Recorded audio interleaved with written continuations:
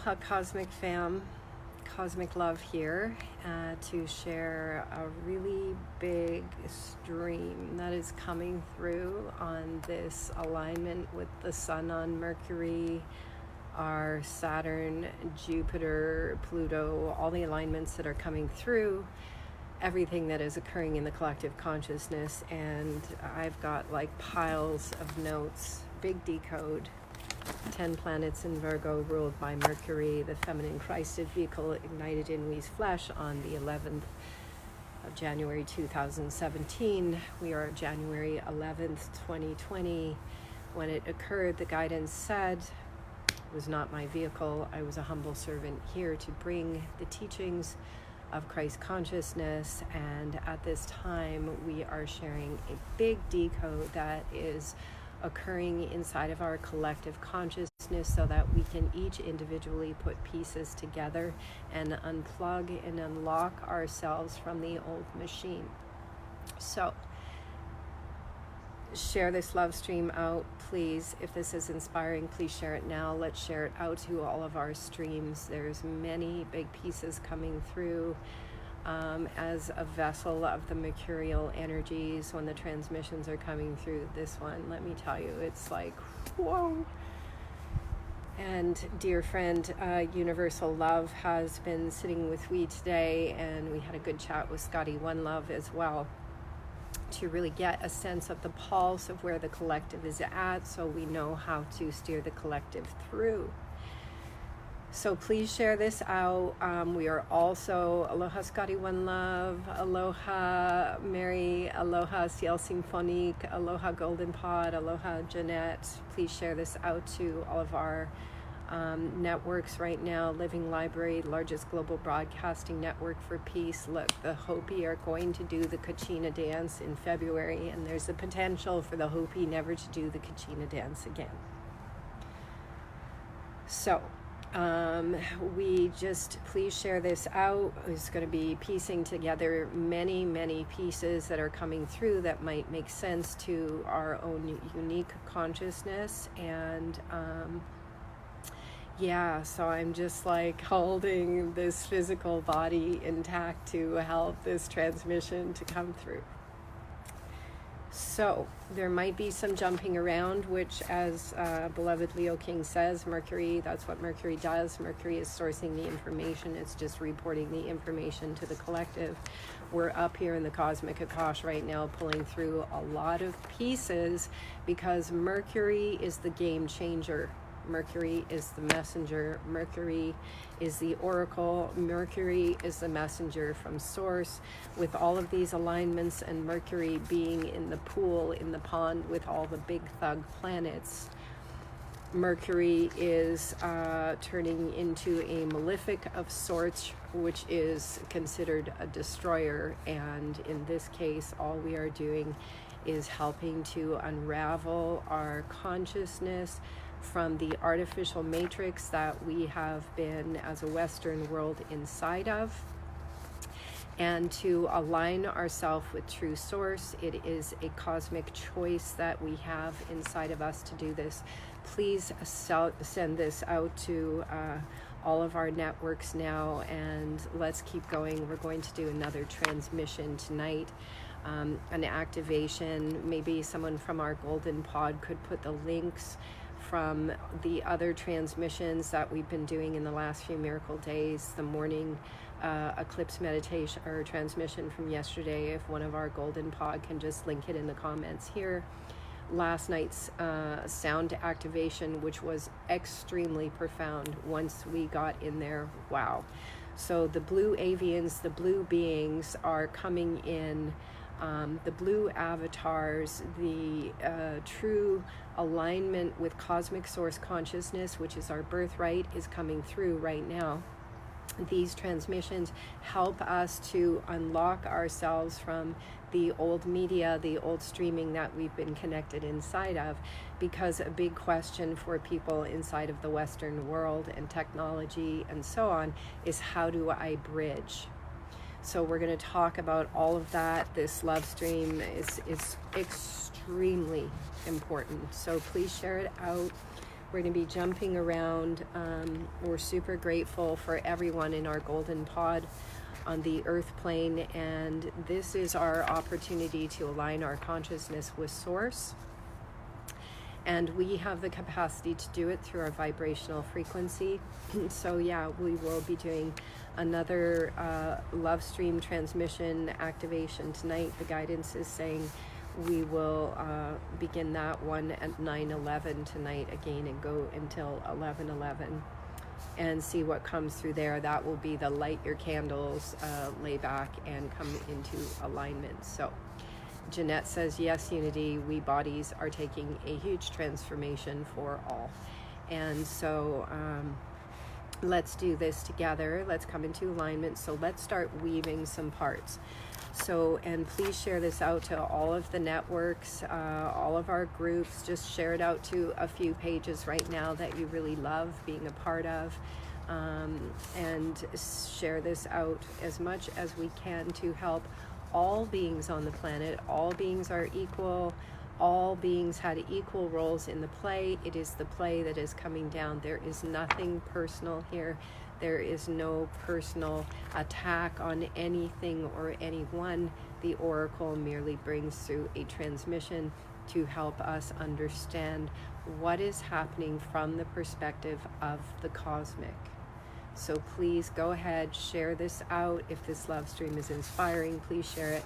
Let's share it out to our groups now. Ciel Symphonique, thank you so much for posting those links. These Ciel Symphonique, Nicolas Dubont is posting the links for the other transmissions that we've been doing through this big transformation that's occurring right now.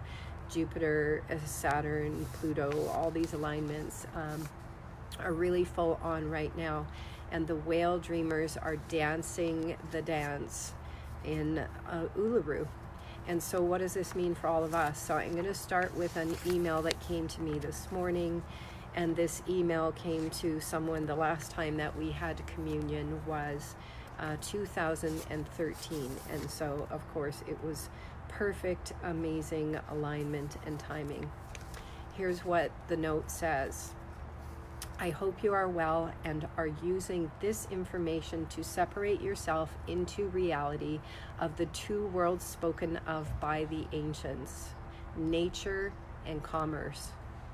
Now, I'm going to jump in here and say, because the big question for so many of us in Western civilization, in the Western world, we're going like, how do we bridge?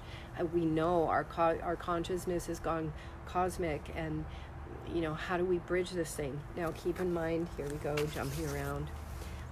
Right now, we are moving into Wave Spell 15 of the Blue Night in the Dream Spell by Jose and Loidine Arguelles. Unify in order to dream, attracting intuition, power of abundance. So this is from the amazing Facebook page of the Dream Spell calendar, and they do regular posts. Thank and bless these epic beings for doing this every day. And so we are today from the 11th until the 23rd of January in the Blue Night Wave Spell. And so it's so amazing because all these blue avians, all these blue beings, thank you everyone who is sharing this out right now. Please keep sharing. It's very important information that we're sharing so that we can consciously align our consciousness with what is really occurring here, not with the external reality that so many of us have been living inside of.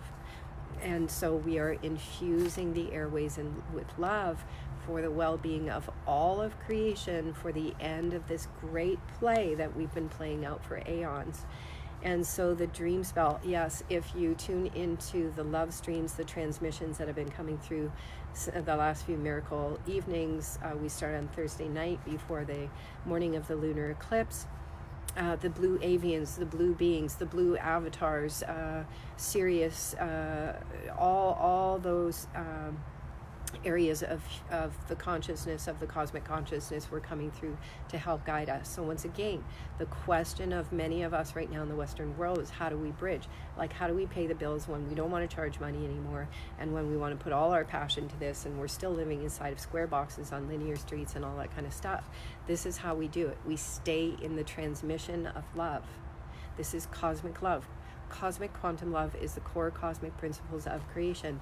Unity transmissions. If we just put unity at center, she'll open up the center, step back, take her equal place where all voices can be heard equally. This is a transmission. It's not a woman, it's a transmission. It is a consciousness called ninth wave unity.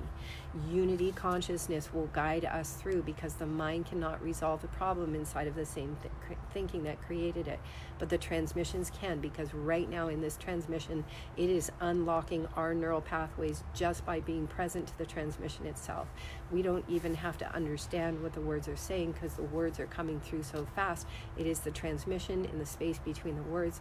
Blessings to everyone showing up. Aloha Kathleen, aloha Tony, aloha Candace. Please share this out to all of your networks right now, if inspired to be a part of this amazing transformation that is occurring, and to help us align and understand. Like we say, what the transmissions right now are doing is unlocking key coordinates in our neural pathways to connect us back into the mycelium of creation itself, the cosmic Atosh, cosmic consciousness, and so on. And so that's why the transmission is coming through really super fast right now, because it's helping us to decode. So just allow, don't try to understand, just be in the space. What resonates, keep it, throw the rest away. We are getting a big unplug right now from the systems of the external reality that are not real. Richard Rudd says in the Gene Keys that the trappings of the modern world will fall away. So as our consciousness rises into its Siddhic consciousness, into this cosmic consciousness inside of us, the trappings of the modern world fall away, and we still find ourselves waking up in a physical body in a 3D world, or a physical world that appears to be what we knew the 3D world to be. Aloha Mahelane, mwah. Whale Dreamer, let's dance it awake with the Whale Dreamers in Australia, girlfriend. Please go stand on the whale line with Freedom Love and bring those whale codes in. Call Kaimi, call in our pod. Okay, so yeah, we are getting the decode that we've been praying for. So just allow these transmissions to work inside of our blood. So here's the thing. It's said that Yeshua spoke alchemy, not alchemy, alchemy. Alchemy turned the blood into light. We are speaking alchemy right now. It might sound like the English language, but there is a whole lot of alchemy going on to allow our form to come into its crystalline state. That's what these transmissions are. We're going to jump back to this piece about the dream spell from the Dream Spell Facebook page today. So today we entered 13 days of the blue night. And so what we were saying is that in these transmissions we've been bringing through in the last few miracle days, like the Torag, the blue people, the Australian Indigenous that are showing up in We's awareness as we are bringing these transmissions through, like they're all blue. Everyone is blue. The blue avians, the blue avatars, blue, blue, blue, blue, blue. 13th wave, the 13th dimension, 13 strands. We always said that we were here to reconnect 13 strands of DNA, not 12. 12 around the one is actually 13. 13th dimensional frequency. We are a 13th dimensional blue being. We had contact with our 13th dimensional family in 2013, which is the last time we made contact with the person that sent this email to we this morning, which really started to ignite all of these pieces to come through. So in the dream spell transcreation, the blue night is the solar seal number 3, and it is associated with the color blue, being part of the blue root race. We are restoring the garden to the original root races of the earth. When we were walking the rainbow feminine serpent line, which is the line that called we around the earth, which is also the line that the Australian Indigenous say is activating through this alignment that is occurring right now at this time in this window. They are saying a ceremony has been completed that couldn't be completed before. Life in time is all about timing, and sometimes we miss the miracle coordinate in time, and so we wait for the next cycle for that timing to arise again.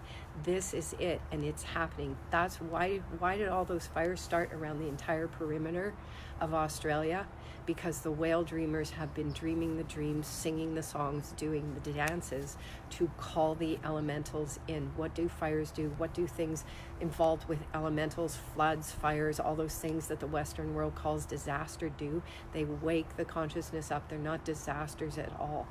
We are sitting in front of an incredible tree right now here in heaven, in a very specific location, which is where the fires occurred in 2017. We were carrying a very sacred object. The object was the missing piece for humanity's consciousness. It was the first eye of the white dragon.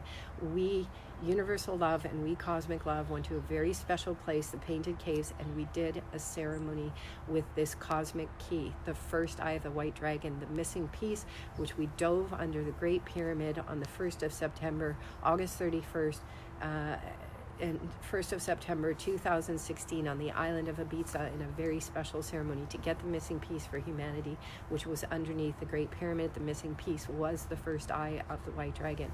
The first eye of the white dragon went in to just allow this transmission to flow through. Your consciousness knows exactly what is being spoken here, so just allow it to flow through.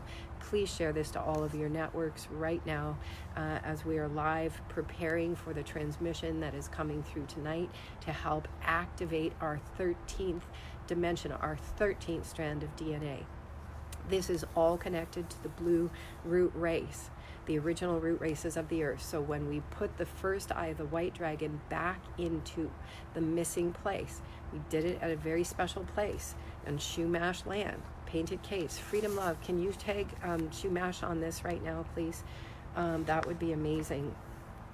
So we put the missing piece, the first eye of the white dragon, back into the earth. And when we did, we started crying because we saw massive fires coming, and we said to Universal Love, oh my God, massive fires are coming. And the second largest fire in California started within 24 hours of that ceremony. We are a seer, we are a visionary, we are an oracle. We are just shown the pieces. We are not creating them. We are showing them, and we are reporting them back so that we can come into alignment with the pieces. The tree we are sitting in front of right now, we stayed at this location while those fires burned out all of Ojai in less than a few hours, came down the mountains of Carpinteria and Santa Barbara and all of these areas where the Shumash say the Rainbow Bridge comes in. What is the Rainbow Bridge? Yes, we are jumping around a lot the way the transmissions always do.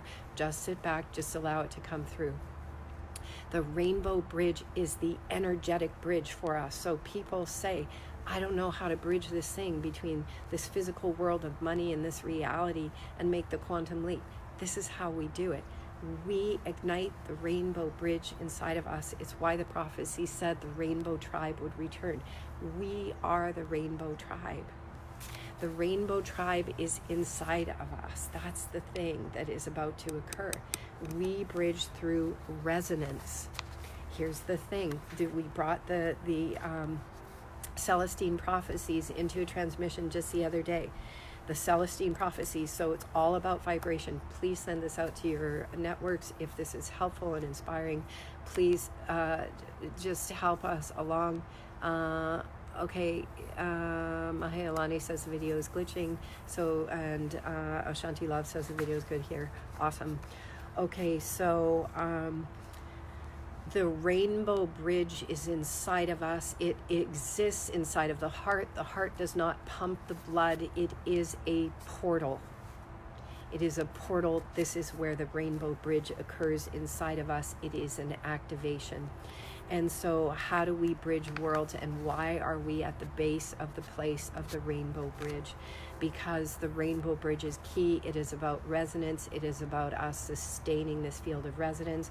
The beautiful Leo King said the other day that the lunar eclipse alignment was about the light workers holding the field in the knowing of a more beautiful world. Here, now, holding, he said, it's our courage to hold the knowing. Our greatest fear is that there isn't a more beautiful world. Right now, it is for we to hold the knowing that this is why we came, and that more beautiful world is currently unfolding. It's birthing through our hearts. So when we hold the vibration, and this can't be done from the mind, this is why the transmissions are helping us along. The transmissions are unlocking the pathways in the mycelium networks that we are a part of as the original root races of the earth. Every being is part of the original root races of the earth, because there's been so much mixing of DNA and karma on the planet. Just know that there's no one left behind. Everyone on the earth has the opportunity to come into alignment with this. So we're sitting in front of this tree where the fires burned down the mountains, and we sat here in prayer, and we brought in a special being named Aurora, who brought in the codes to bring the rains, and we did ceremony here, and we are sitting here right now piecing all of these pieces together for the collective. So there's a million notes and a million hashtags our golden pod could be making right now. If anyone feels to hashtag right now, yesterday our golden pod had a social media meeting online, and the guidance said hashtag the shit out of everything. So that right now is key. It is hashtagging is our way to go quantum as a mycelium network in we'll call it the spiritual community, but you know, that's such a limiting piece.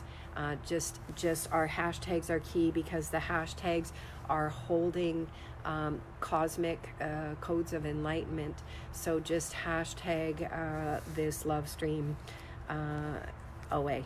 Hashtag anything here that is standing out for our collective. Just hashtag as much as we can. Okay, in the dream spell transcreation, the blue knight is the solar seal. Tune into any of the transmission we've been bringing through, because they are connecting us into the blue avians. They're connecting us into the blue wave. They have obviously been setting us up for the blue root race, this 13 miracle coordinate days. The blue root race of the spiritual transformers. The blue knight has the action of dreaming, the essence of intuition, and the power of abundance. Abundance is key. Abundance is our birthright. Abundance is what they show in the ninth scroll of the Celestine prophecy. It didn't come from making money for the man. The abundance is unlocking these codes inside of us, and the reality transforms from within. Patricia Cota Robles is sharing amazing vlogs right now. Vlog 146, 147, and 148 help us to align with these energies so that we can outsource the divinely perfect plan that is within us. We have not been able to outsource the divine plan from within us, which is the natural state of the way that these avatars were to function, was to outsource a divine plan for all of life. The garden, we fell from that outsourcing place. Nathan Skyhorse, we love we so much. Thank we for all we are doing on the planet. So this is like the most significant transmission in this ninth wave alignment that is coming through in these astrological alignments. So when we fell, what that meant was we fell out of the vibration that our avatar was at, such that it could outsource the divine perfect plan, the garden. We literally fell out of the garden inside of our avatars. That's not what's happening now.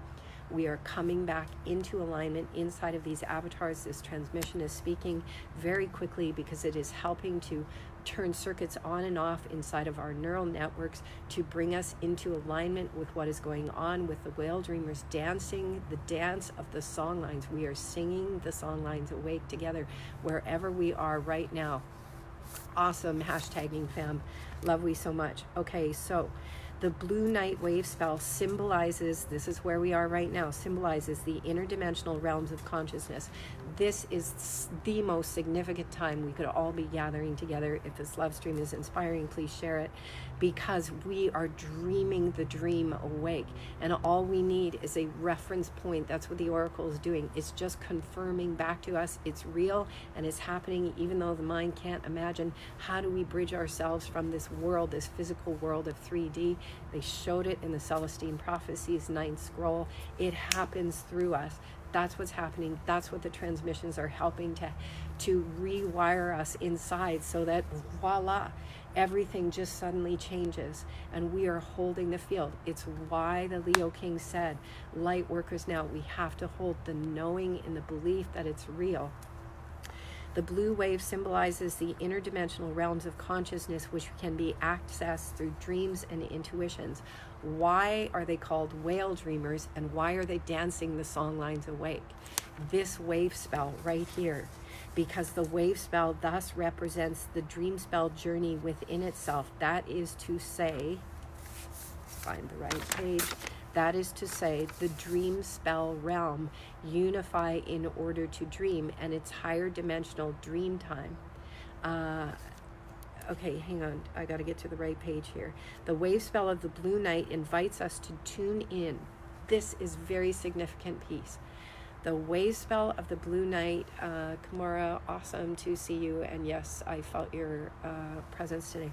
The wave spell of the blue night invites us to tune into the original dream spell of our existence. That is right now, right while the whale dreamers are about to sing the songlines awake, and it's a ceremony that they said got interrupted, and it's not getting interrupted now.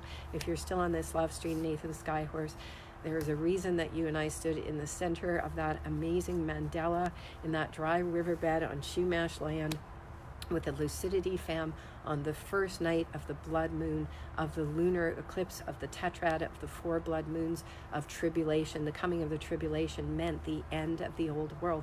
It's happening inside of us now. The transmission is helping to turn on and off circuitry so that we can outsource our perfect world, meaning it just starts to emanate from us.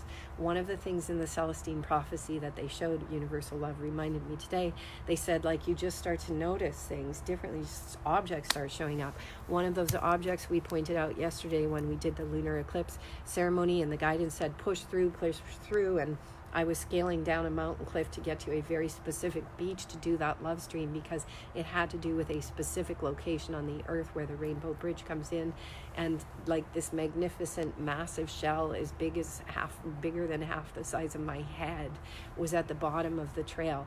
And when I looked at it, it had so much light around it. I felt literally like I was reaching into a different dimension to bring it through to this dimension. Things like this are key. Start paying attention and noticing what looks different, because this is the beginning of the outsourcing of the divinely perfect world that is starting to come through us. If this love stream is inspiring, please share it. Everything that is happening is real. All we have to do, like the Leo King says in these alignments, is believe. Beyond belief, know, have the courage to know that the better, more beautiful world is real. And this world is dissolving because the real world is outsourcing through us. This is one beloved conversation this morning. Beloved friend said, we're trying to bridge this civilization. This civilization is dead and gone. As we knew it, it is no longer real. It has no inner authority inside of us. It was an external world. As we said, as an oracle, we are not judging anything at all. We are merely reporting what is truth and what is real and what is happening, so that we can align ourselves with it and know that it is real. The wave spell of the blue night invites us to tune into the original dream spell of our existence. The wave spell of the blue night invites us to tune into the original dream spell of our existence. The whale dreamers, the original Australian indigenous, are about to sing the songlines awake at Uluru, the umbilicus of the earth being reconnected to the central sun. Hunabku. The earth is going through massive awakening because we are ready and we are holding it together inside of ourselves. Don't get distracted about Meghan and Harry and all of that silly stuff going on, because that's all still part of the old play. It's a distraction and a distortion. Universal Love said today that Meghan just signed a contract with Disney. Like, just let that know. Spirit bless those roles in the play. They are no longer needed anymore. What is essential is for us to align our consciousness with what is real. Just look at the massive numbers of the indigenous on the earth that were almost eliminated. Why? Because they hold the dream spell intact, and they are dancing, and they are rising up, and they are rising up inside of us, because we are the original root races of the earth. The wave spell of the blue night invites us to tune into the original dream spell of our existence. Mauta, our Maori elder, calls it the eternal memory. It's when everything is being cleared out of our memory banks. The waters of the bodies are being purified so that they can go plasma, and we become crystalline. The place from where we came from. The wave spell of the blue night invites us to tune into the original dream spell of our existence. This wave spell started miracle today. The place from where we came from, the place we will return to after death. This wave spell helps us to connect with the celestial source of our archetypal self. That's right now, it's today. Okay, so thank you, Jose and Lloydine. So Spirit bless them for everything that they've done for us on the planet to align with this. In the wave spell, we are a white lunar wizard, and right now the white lunar wizards are in charge of the game. So that's why we are sharing these pieces. Now we're going to go back to this note that came to me this morning. This is a really important piece for each individual to hear these words, to just query inside of themselves, take what resonates, throw the rest away. Rock, we love we. Thanks for tuning in. Super important LoveStream. Please share it out to all of our networks now. This is the Living Library, the largest global broadcasting network for peace. It's real. It's coming direct from source consciousness. And so these pieces will help each individual to ask the questions or to know what we've already known. Okay, this email came to me. We started reading it in the beginning. I hope you are well and are using this information to separate yourself into reality of the two worlds spoken of by the ancients, nature and commerce. Do know that commerce is a lying gigolo who will do anything under alien foreign jurisdiction.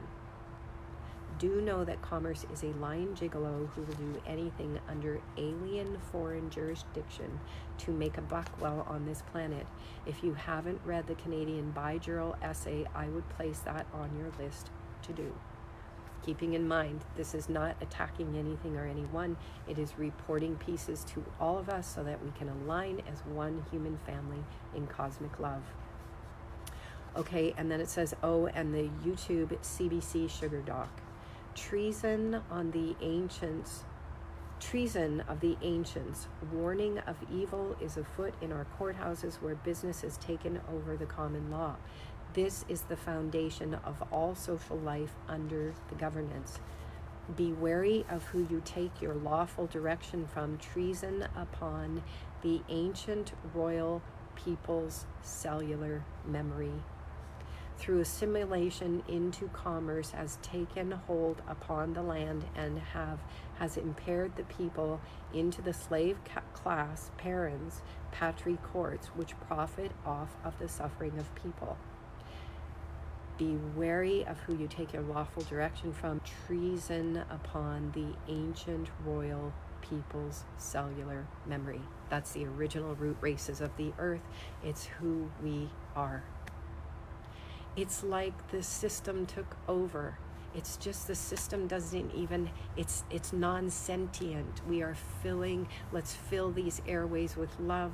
That is what is coming through these transmissions. These transmissions come directly from cosmic love. That's why we were given the name Cosmic Love, because the divine is helping us to unlock ourselves from all of these malefic structures that have caused so much harm to people and each other on the earth. So there is no judgment here. This transmission is to assist and help every single being on the earth rise as a human family together. treason to nature and demanding proof of authoritative jurisdiction over Creator by those who profess such authority in this or the spirit world is required by those systems. Be well, the future is about to show all. Why are we reading this? We are reading this because the song lines are being activated by the whale dreamers, the ancient peoples of the earth. This is what is really occurring inside of us. The sun is sitting on Mercury right now, and Mercury sits in the house with all those malefic planets, and we got a whole lot of Virgo in our chart, which is ruled by Mercury. Mercury is currently considered a malefic. That's a destroyer.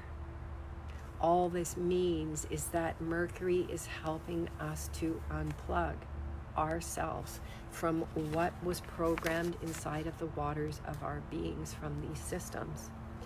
Okay, so what else do we have here to share with the collective?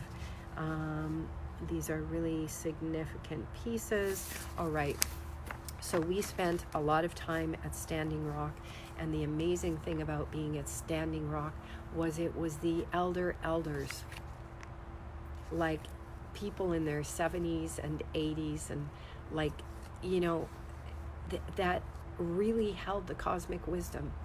And we would sit with them and learn about jurisdiction and learn about law and go, where did you learn all of this?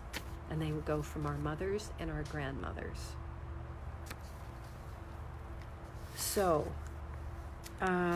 there's another piece to read here. It's a really important piece to help align our consciousness with what is happening right now, because our old systems as Westerners that we have been coded inside of, nothing is making sense right now. Okay, so the Federation of International Law.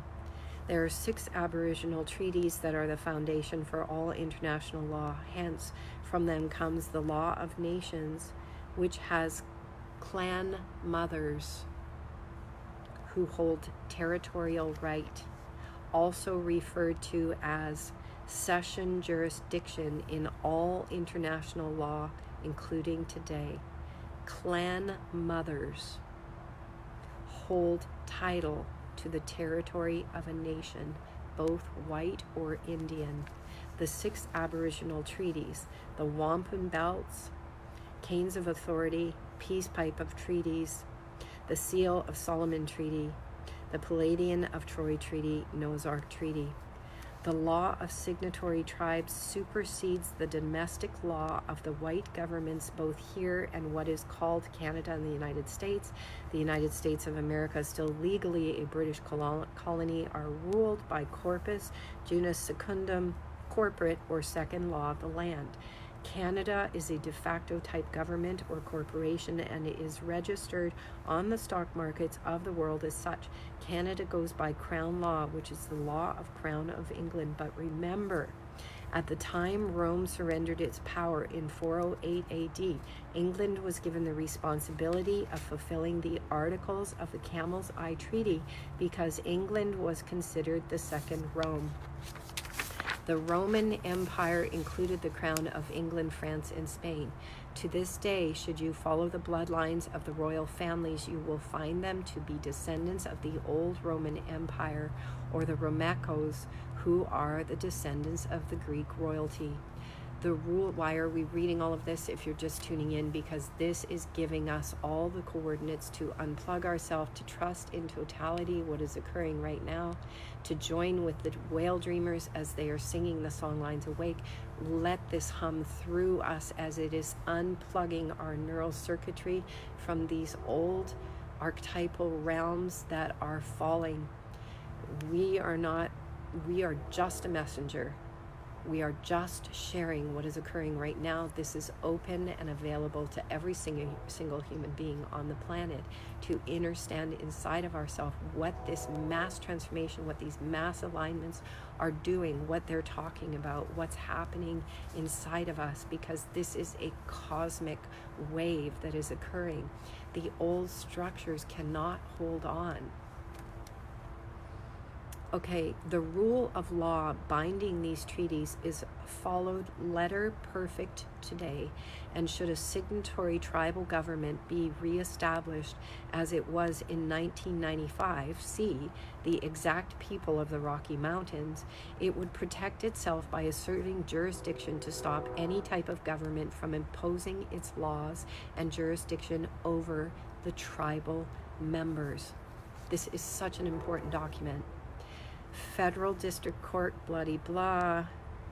Okay, we're going to jump into the really good part here. Okay. When the Beta scholars of England rewrote and retranslated the Christian Bible in the 1500s from the old version of 451 AD, they purposely omitted one complete book. And the name of this book can be found in the New Bible, Numbers 21:14. The monarchy of any tribal government are called angels. Welcome home, angels, city of angels. The monarchy of any tribal government are called angels. Daughters of the Great Spirit or pure light. Daughters of the Great Spirit or pure light. To be a member of a signatory tribe, you must belong to a clan that is ruled by a clan mother who appoints chiefs to speak on behalf of her clan. We walk the feminine rainbow serpent lines. I didn't know anything about what a rainbow feminine serpent line was. Kauai woke me up when I swam in a cave on Kauai, and they said, now that we've got you turned on, here's what we need you to do. And what I discovered was that I was walking the feminine rainbow serpent line. That's what the Australian Indigenous say is being activated right now in this alignment. I walked barefoot all over the earth for 10 years, praying with water and in bare feet. All of this started to come up through me to help me understand so that it could be shared with all of us at this time.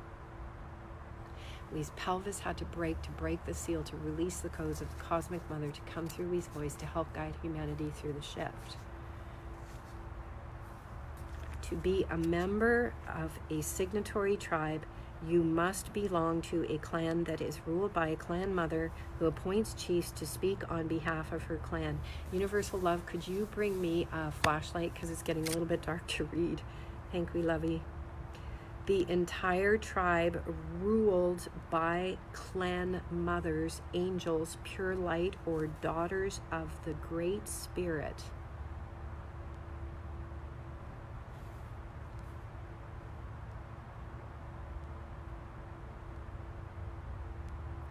The entire tribe ruled by clan mothers, angels, pure light, or daughters of the Great Spirit become the title owners of the sovereign territories.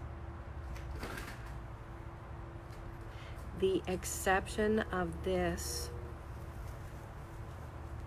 are the 5, 6, and 7 nations that were Indian tribes created by George Washington, who signed treaties with them trying to replace, thanks Angel, who signed treaties with them trying to replace the power of the clan mothers of the Iroquois Confederacy. The original Iroquois Confederacy was 52 nations, peoples for the state of New York versus Boots. That's where that came from. This is extremely profound. This information, we're just going to keep going so that we can understand what is truly happening. We are just a vessel of these transmissions, a humble servant. This is why on the 11th of January at 1:11 a.m., the feminine Christed vehicle was ignited in We's flesh, and we were taken through the 8th and 9th initiations on the back of the chariot. The solar plexus turned into the sun. We went, now we know what it means to be a son of God, a son of creation. And we were taken through the final initiations beyond earth and beyond humanity. And we were told that it was not we's vehicle, that we were humble. It was a collective vehicle of the teachings of the Christos, which is our birthright, the original root race's birthright upon this garden. These codes are activating within us, and all we have to do is unify together on the earth. If we just put unity at center, she will open up the center, step back, and take her equal place where all voices can be heard equally. If this love stream is helpful, please share it. We are a vessel of these transmissions. Today is the 11th of January, 2020. This transmission is coming through we at high velocity in a very special place where the Shumash said the Rainbow Bridge comes in. It is of little consequence to me who you are, because everyone here is a descendant from a tribe that make up the 6 Aboriginal treaties that are the foundation of international law.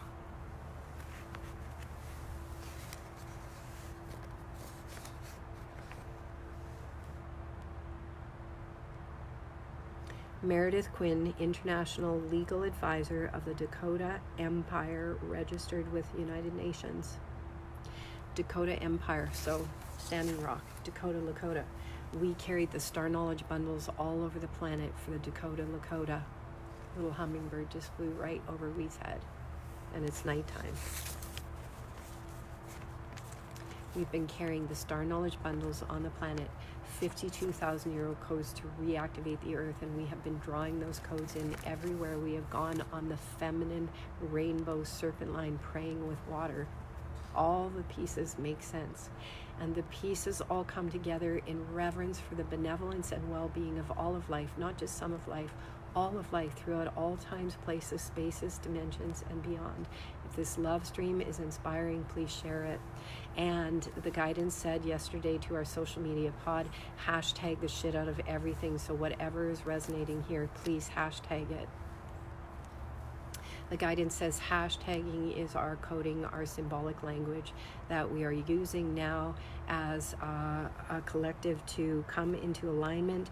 This is a mission called No One Left Behind. It is not choosing certain people over others. It is choosing the entire human family, the entire human collective, whatever star nations, whatever bloodlines are coming through. We came back for one reason and one purpose: no one left behind. This is not an attack on anything or anyone.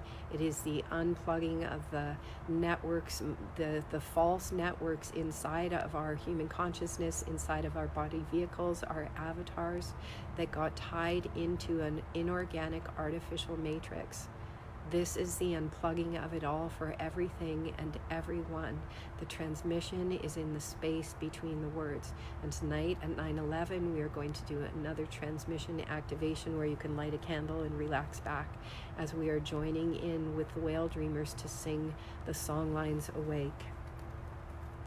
Please go back and watch the replay. Also, this is really all very profound.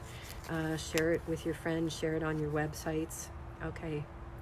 According to the tribal custom and usage, all children born are signatory, and until they reach the age of accountability, and this is the whole thing about our birth certificates, until they reach the age of accountability where they place their allegiance, often makes them ambiguous Indians with a quasi-sovereign position.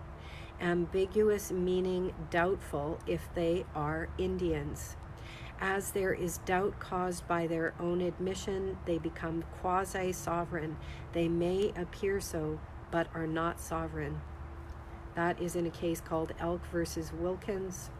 Corporate charters called Indian governments, band councils, elective system, legally defined, are autonomy governments, which come from the Greek autonomous. Self-rule legally means a self-governing state. This is we are these root races. This is about us understanding, coming into a self-governance state. This is why the last 7 years, as the Leo King says, has been about finding our emotional maturity, not suppressing the emotion, but bringing ourselves into an emotional maturity state so that we can hold ourselves as sovereign. Aloha, beautiful Chango. Aloha, Elaine. Aloha, Annie. Thank we everyone for participating. So we've been learning our emotional sovereignty inside of ourselves, emotional sovereignty from the ego, from this false artificial matrix of creation. That's what the ego has been. It's why, if you go back and you watch the Blade Runner movies, when the artificial matrix was unplugged on the 10th of March, a bat just flew up and is sitting in the tree. Okay, so like they said in the Celestine prophecies, start to notice things that are unique and unusual and different and wonderful and amazing. So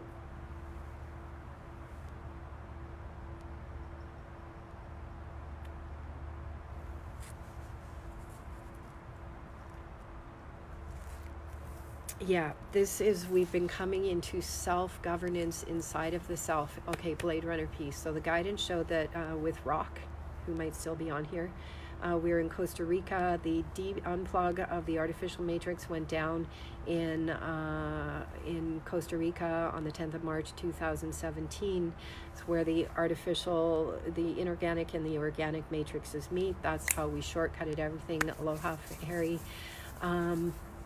And so when it went down, the guidance said that we would use the existing system and infuse it with love. That's what we're doing right now. We are infusing this system with love during this alignment, this January 11th alignment, infusing the entire system with love. Love is truth. Love is real. Love helps us find our way out of the confusion of the dualistic mind and the blueprints we have been inside of, and let's call them shackles, because we could even say that if you look at what happened on the earth, the ego was actually perhaps an artificial insert over the original root races of the earth. If you go and you look at the work of the it would come to me anyways, but they talk about a lot of these pieces. So we've been throwing off the shackles of the ego by finding, and you could say evil, by finding our maturity, our emotional maturity inside of ourselves, so we can hold ourselves sovereign. What we often say is, how did Houdini break out of a straitjacket? He didn't break out of a straitjacket by fighting against it. He broke his way. I'm just looking for a battery pack here for the phone, which I know is right here. Okay. He broke out of the straitjacket by coming into alignment with it. That's why Richard Rudd gave us the gene keys, so that we could unplug ourselves. We could come into alignment with the straitjackets, the bondage that we've been inside of, called our blueprint. Yes, please, hashtag the out of this LoveStream. That's what the guidance says is key for us, is to hashtag the out of everything now. I wonder, universal love, if we could turn that outdoor light on so it stays on. That would be amazing. Okay, so we have been holding a state of emotional maturity, just like Houdini. How did he break out of the straitjacket? Not by fighting against it. Our egos have been like a straitjacket of bondage, because what I discovered when I walked the song lines of the earth and I met true indigenous people and I looked at their aura, their energy field, because what comes through me reads everything like a book, I went, oh my gosh, they don't have the 64 codons imprinted over their consciousness. Thank you, love. They don't have the 64 codons imprinted in their energy field. They were already in unity consciousness. That's what I discovered. And I would interface and go, oh my God, this is ninth wave. Like Kalahari Bushmen. If you go to Snow and Ashes, or Ashes and Snow, that amazing whole photographic sojourn that forgot the man's name, but he went and sat with the Kalahari Bush people and photographed them sitting with all the animals, the leopards, and everything is profound, because they're in ninth wave consciousness, which is like a dream.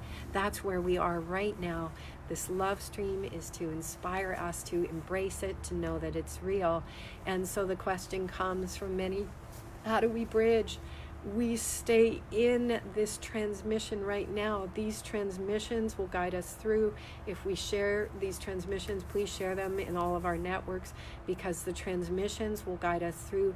They will unlock, they will shut down certain circuitry inside of our avatars, and they will help to line us up collectively as a collective field to be in ninth wave, which is when we outsource the divinely perfect plan from within us. That's what's happening. Patricia Cota Robles is having a gathering tomorrow in Florida. We can all tune in with that.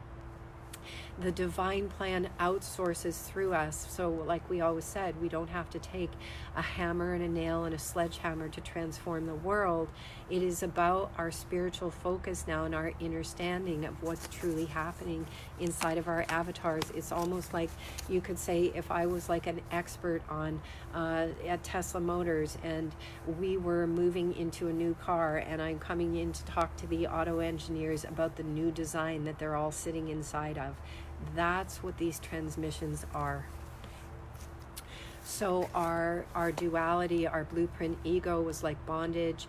The astrology that we have been in has been somewhat the same, because a lot of the traditional peoples don't know about Scorpio and all that kind of stuff. That's all been a coding inside of a 12 zodiacal system.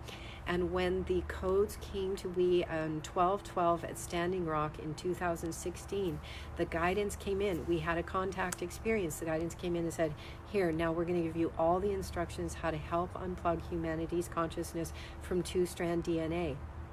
So one of the pieces of that was this important piece,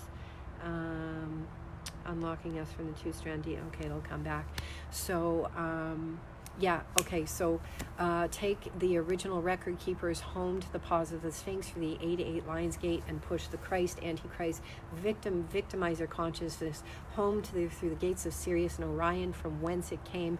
Just allow this information to come in. It's going to do everything inside of your circuitry. If it doesn't resonate, just throw whatever doesn't resonate away. This is a transmission that is helping to align our circuitry for the transmission that will come through tonight to bring us into this alignment of the blue wave on a level like we have never been aligned with it before. So that tear in time space came through during the Atlantean wave. A terror was created in the time-space continuum, and the Mars man came through. Go to Drunvello's to his Flower of Life books. He talks about it in there. A terror occurred in time-space. The Mars man consciousness came through. He said that at that time, we were like the consciousness of a 14-year-old Lemurian right brain girl. That was humanity's consciousness in the garden, the original root races. And in the book he says it's like a 70-year-old man came in, and we couldn't send him back because the tear in time space, everything had to be repaired. So it was like a 70-year-old man forcing himself on a 14-year-old girl consciousness. That's what we have been unplugging and working ourselves out of. Every single human on the planet, doesn't matter what role you play, everyone is welcome to do this unplug together. It is our birthright to come back into alignment with these original root race energies of the avatars that we are, and live in peace and harmony in the true garden that doesn't look anything like our eyes are seeing it to look right now. So we, as a Western world, a Western race, when my friend said he was trying to bridge this civilization, this civilization is over. This civilization is dead, because it wasn't very civilized to the original root races and of the earth or nature or the planet or cosmic law or cosmic principle. It was an egoic overlay that had a specific purpose of sourcing coordinates from this garden that were destructive. And we are unplugging all of these pieces currently. So so let's go back to this document. Corporate charters called Indian governments, band councils, elective systems, legally defined as autonomy governments, which come from the Greek autonomous self-rule, legally means a self-governing state, community, or group subject to another supreme sovereignty. This type of system has omitted the true landlords of the territories. who are the women of the clans.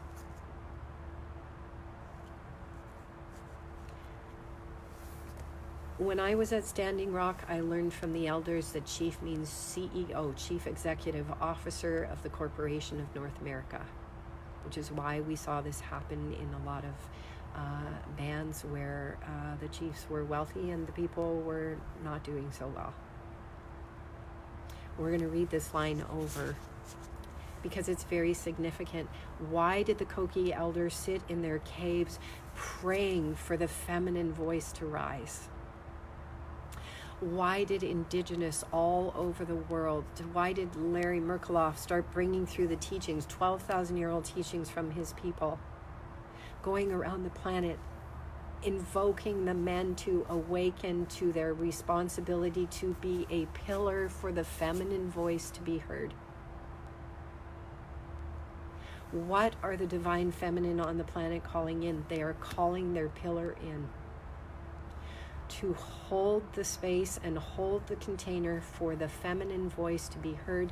The feminine rainbow serpent line, song line is being activated. We walked this song line all over the planet. We went to the 2 places to do very specific ceremonies at very specific times, carrying the star knowledge bundles, carrying crystals from the 13 grandmothers, carrying sacred water that was blessed by the grandmothers, and water from all over the world. Lake Titicaca in Bali. We did a ceremony at Lake Titicaca with corn that we were asked by the Hopi to take home to South America, and a 10,000-year-old crystal skull, and a very specific alignment to reunify the masculine and feminine on the earth, the serpent lines. We were guided to go to Bali. We were given 2 days notice in Australia to go to Bali. Well, first of all, we had to climb Mount Wollumbin. And that's where the Indigenous say the gatherings will occur, around Mount Wollumbin again, when this big transition occurs. We had to climb Mount Wollumbin, and when we were scattering up the last part, all of a sudden we heard the songs. And the guidance said, yes, you're hearing the songs, you're activating the song lines. And then we were on a plane to Bali for the summer solstice in 2014, which was their winter solstice, to resurrect the feminine rainbow serpent line. And the guidance showed a heroin needle going into it and explained to me 6 months later what it meant that the sex trade was being dominated through the island of Bali on the planet, and that the sex trade was run on heroin and human trafficking, right where the rainbow serpent lines, masculine and feminine lines, cross. The rainbow feminine serpent line is activating. That's what this transmission is. It's not personal. It's cosmic, quantum. It's cosmic quantum love. It is for the well-being of all of life, and it is it's to help to get this Earthship back on track in the cosmos. We are on the starship Earth. The transmission is to help to align us collectively as a cosmic family to come into balance and harmony. There's no accident that when Donald Trump got elected and the day before, we were sent into the Vatican to unplug the Vatican. There's no accident that the inaugural speech, the Archbishop of the Catholic Church, in the inaugural speech for Donald Trump, said, "Send her forth to us, for she will guide you wisely in your providence." These transmissions are key to help us understand all the pieces, all the weavings. There's bats flying all around here. Put together the pieces so that we can do this together as one human family. If we just put unity at center, she will open up the center, step back, take her equal place where all voices can be heard equally, because what is coming through this transmission knows how to layer the lasagna. It knows how to go over there, hold your voice, and over here there's someone is holding a message.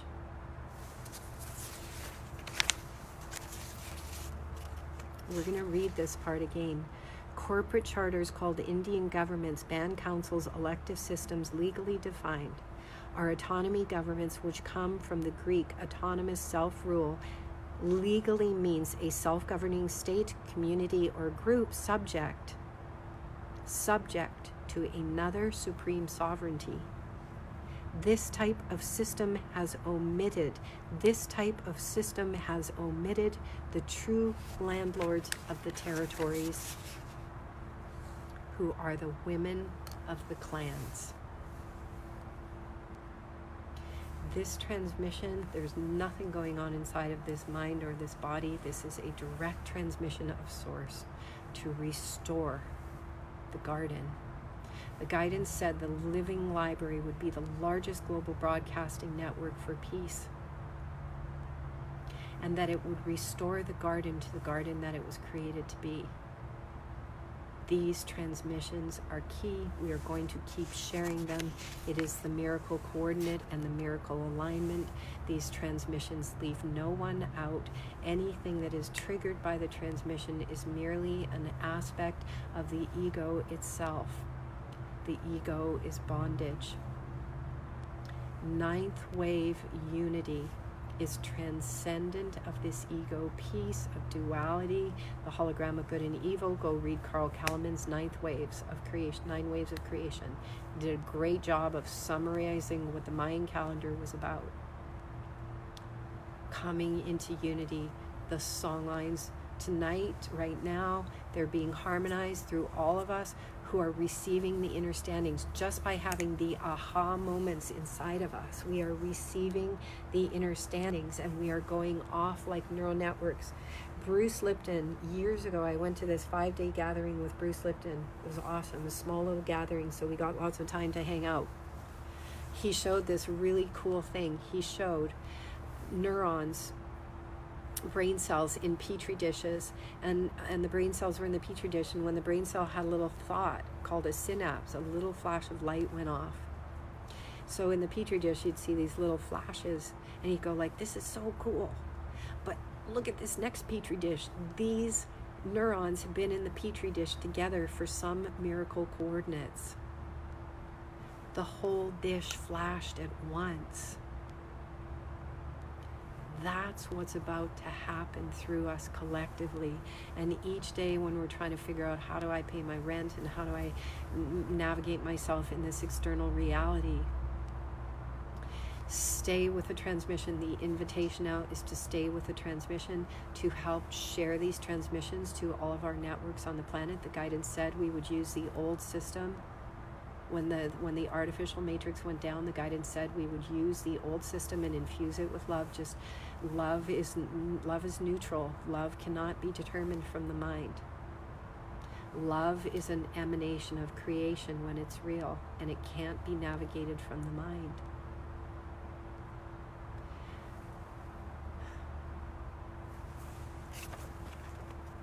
Okay, there's one other piece that we're guided to read here.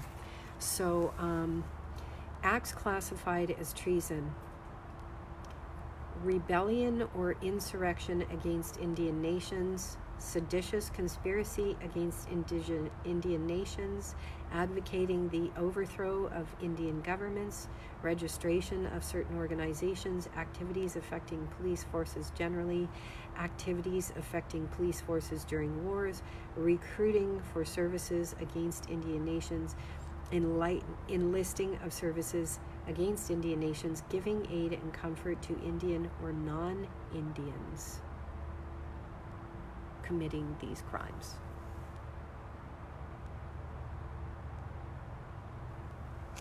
Those are considered acts of treason, according to the corporate charters.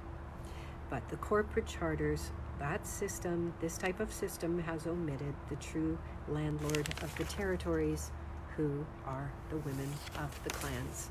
And we all know, who are holding the feminine energy in us in a divinely, the way that the Christos.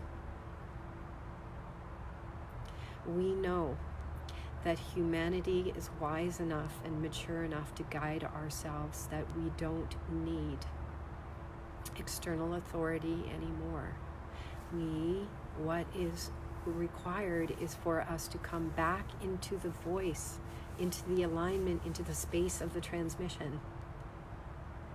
There's many beings holding this transmission on the earth. It's why the indigenous went into their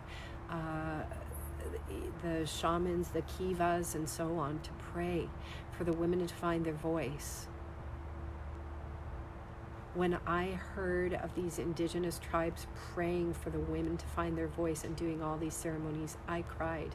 It's when I broke my pelvis, shattered, when my pelvis had to break the seal to release the codes of the Cosmic Mother, to come through my voice to help guide humanity through the shift in 2015.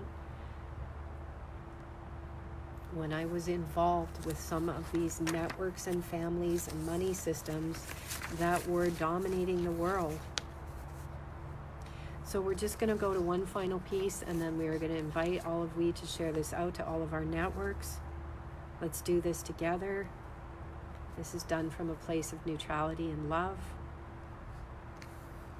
It's done from a place of the sun sitting right now on Mercury in these alignments with this birth chart.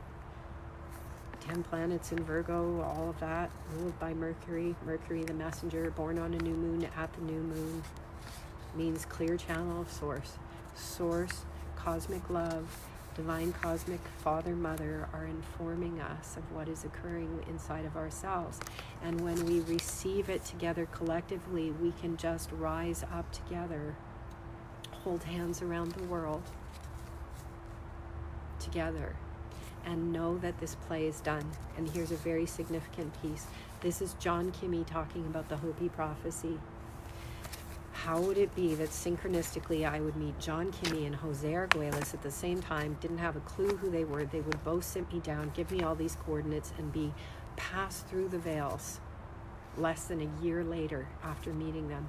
And when I went, all these cosmic codes started coming into me in a meditation. The guidance said, you're going to make a film called The Shift, called Awaken. And I was like, oh, I got to call John Kimmey and Jose. And I found out they both died a month within each other, like 2 weeks before these cosmic codes came in. When I was asked to carry the corn by the Hopi to South America for the condor and the eagle to fly again together, I was given some of the final seeds of corn from John Kimmey's sacred medicine bag, the blue corn.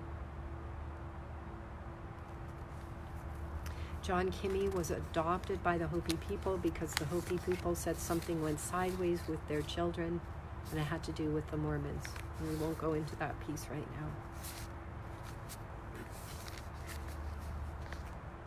He was adopted by the Hopi people to be a carrier of the Hopi cloth, which carried the Hopi prophecy of this time of great shift that said the great white purifier, who was called the Great White Brother, would go around and purify the wicked people of the earth. We're suggesting that it might not be a brother.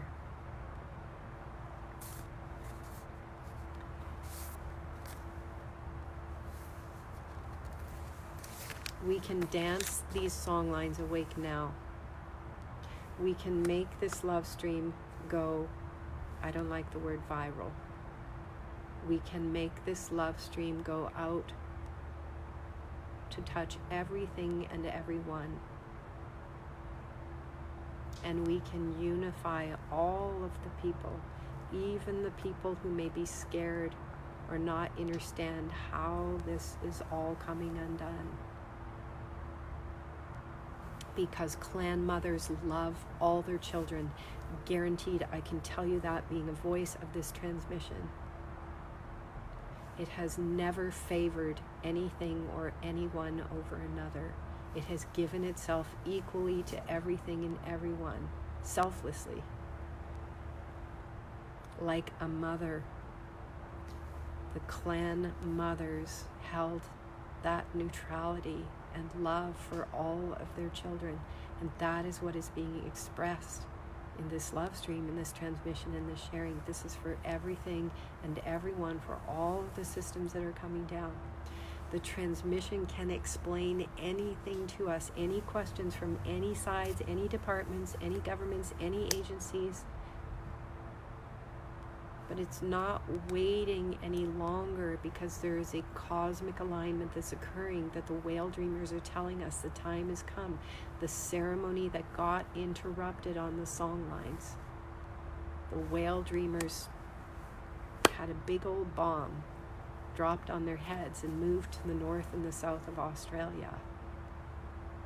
They've been demanding their right to return home to Uluru. And Katajuta says, sing the song Lines Awake, and it's now. That's why they're saying a ceremony is occurring now that is being completed. Nathan Skyhorse, we are feeling we. All right. So, this piece on the prophecy, very important piece.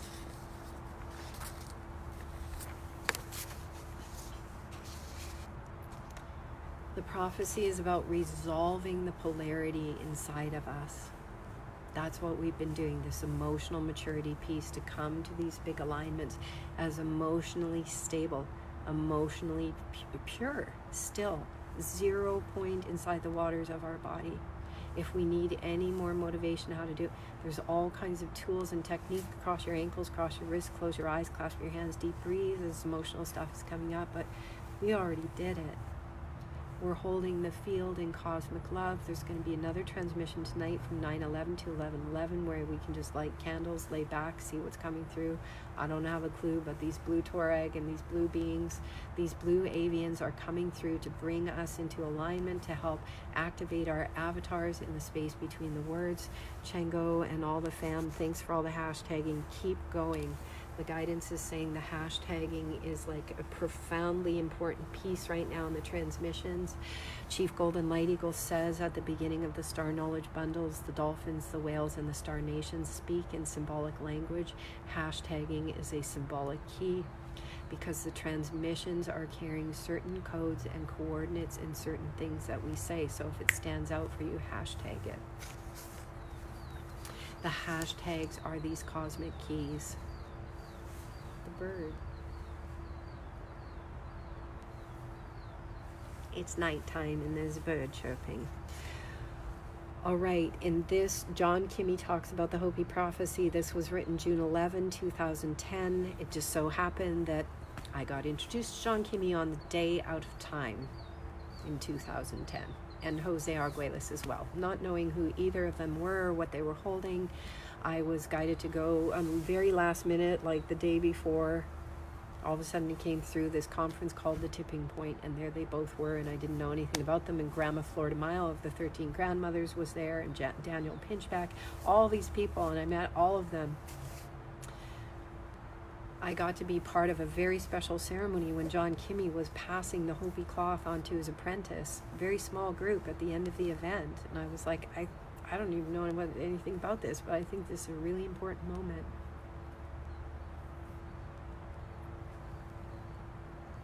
So he talks about what the teachings from Grandfather David,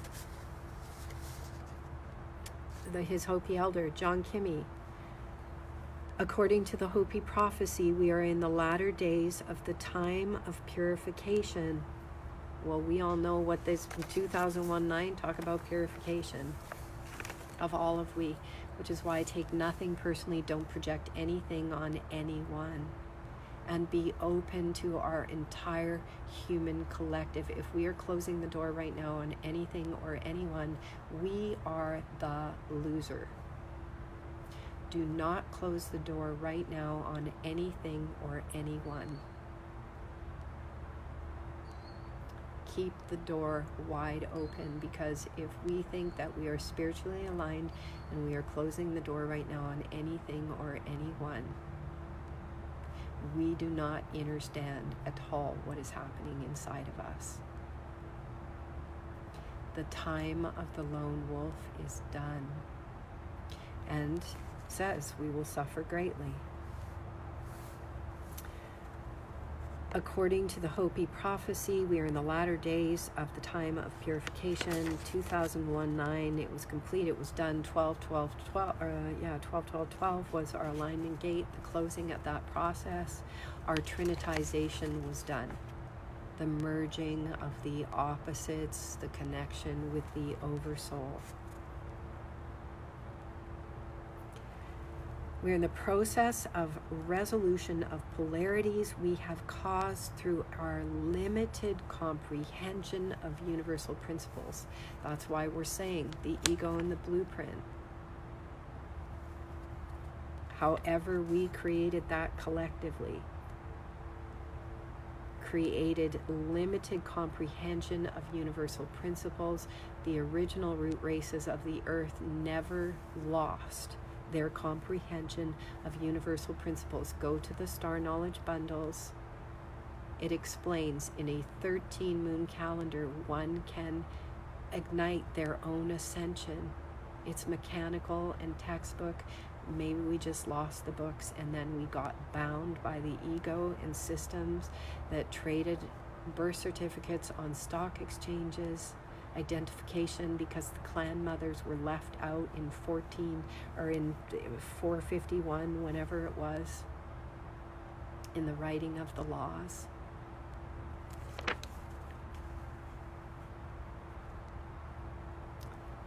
If this love stream is helpful, please share it. The ancient prophecy of the Hopis provides us with a number of specific, significant future events and their corresponding instructions. These instructions serve as a guide to our responses to these events. The time of purification began with the release of the first nuclear explosion in 1945. The event known in the prophecy as the Third Great Shaking is our present point with which our attention must be focused. There are two eventualities to be considered. The first phase, it states, could be the best case scenario and could conclude this cycle known as the fourth world in harmony.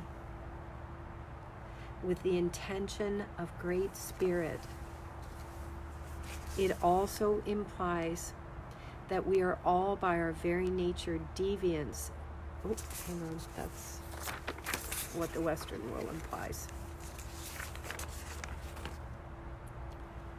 With the intention of Great Spirit, the universe. So we could end in harmony with the Great Spirit, universe. It is said that at this time the polarities will be so extreme that it will appear that all things will seem to be opposite to the true path of life, whether you were born on a new moon or a full moon. The opposites of the polarity and the collapsing of them within us has been the key. It has been our personal responsibilities. At this time, doors should be open to all of things, because through spiritual maturity, through emotional maturity, we have the capacity to hold the field collectively together. We can help each other if we need a little shift and adjustment. Pulling away from each other right now is not part of the keys of how to do this. It is to come together.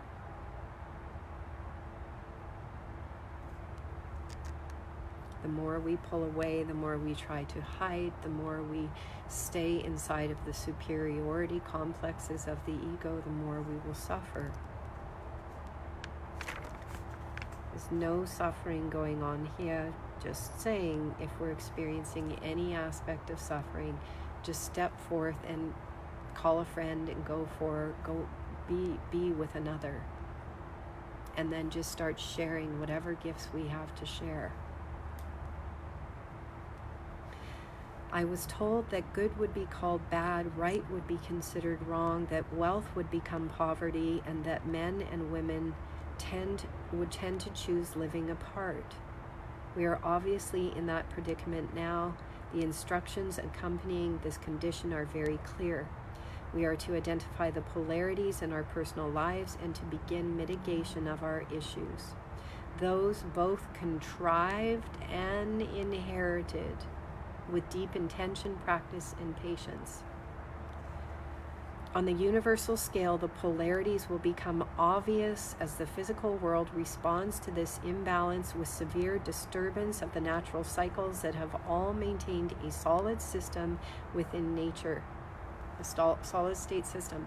So this, as we in the Western world are going, I don't know how to bridge between 3D, and it's the rainbow bridge, it's the coming together, be in the transmission, whoever is bringing through the transmission, create spaces for these beings to bring through the transmission, because the transmission does not belong to anyone.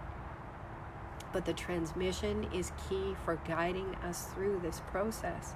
And as we come together in the transmission and we put all the pieces together inside of us and they make sense, we share the food we have in our cupboards, we share our cars, we share whatever things we have in the Western world that we think we need to own by ourselves.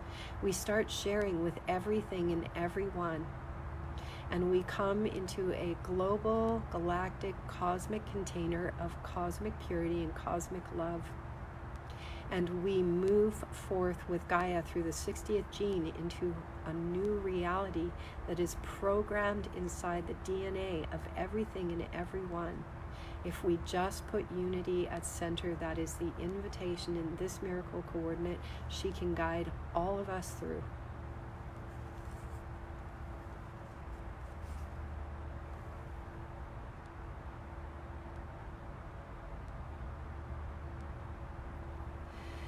What we have recently termed earth changes will involve all 4 elements.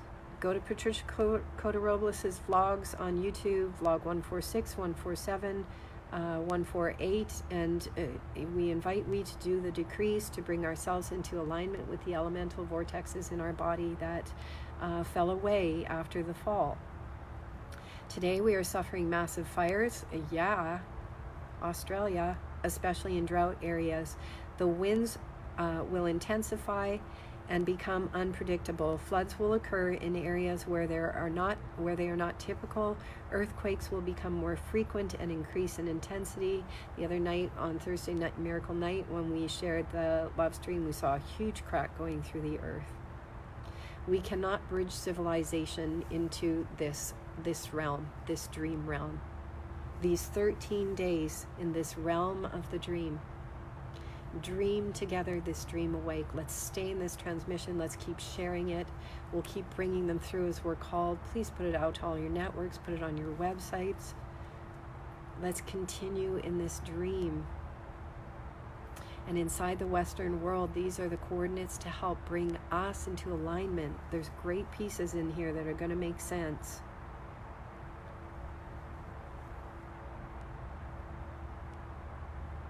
So all of this will increase in intensity, and the very polarity of the geomagnetic field and the resonant frequency. And Jose Federico Munez, who's the carrier of the calendar of the sixth sun, Mayan day keeper, he made a post recently, like as soon as we moved into what we call 2020 on the Roman Greco calendar, he said, let's all make friends in peace, love, and unity in 2020 before the magnetosphere, I can't remember how he worded it, falls away, or the intensity of it increases so much. It's now. He's the carrier of the calendar of the sixth sun, the unified calendars of all the calendar day keepers on the planet. He carries them. The calendar of the sixth sun.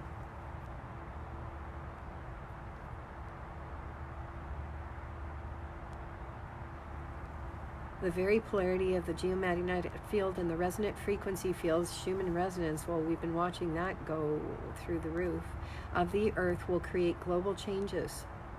Now, these global changes in the geomagnetic field changing, and why are we sharing all of this? So that we can believe, so that we can know, so we can trust, so we can come into alignment with the dream.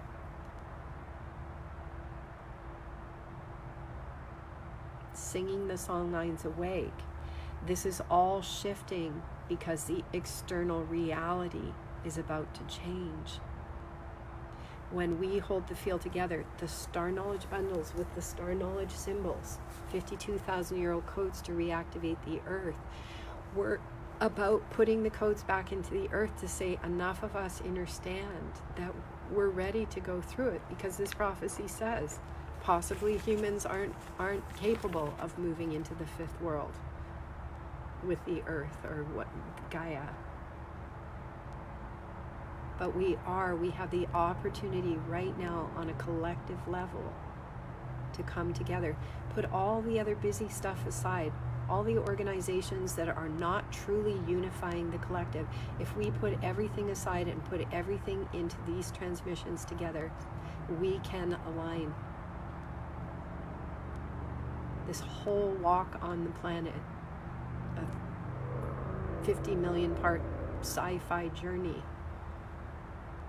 collecting all of the pieces, the voice of the Christos, guided by Emmanuel, who left the codes and paved the path of love 2,000 plus years ago, responding to the earth's call to be risen from apocryphal darkness.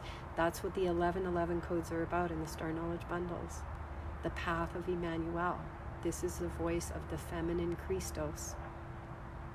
Can align us all by turning, just like we said before, Yeshua spoke alchemy, which turned the blood into light. That's what's occurring through the transmissions, through the voice of the feminine Christos, what is called the Christ.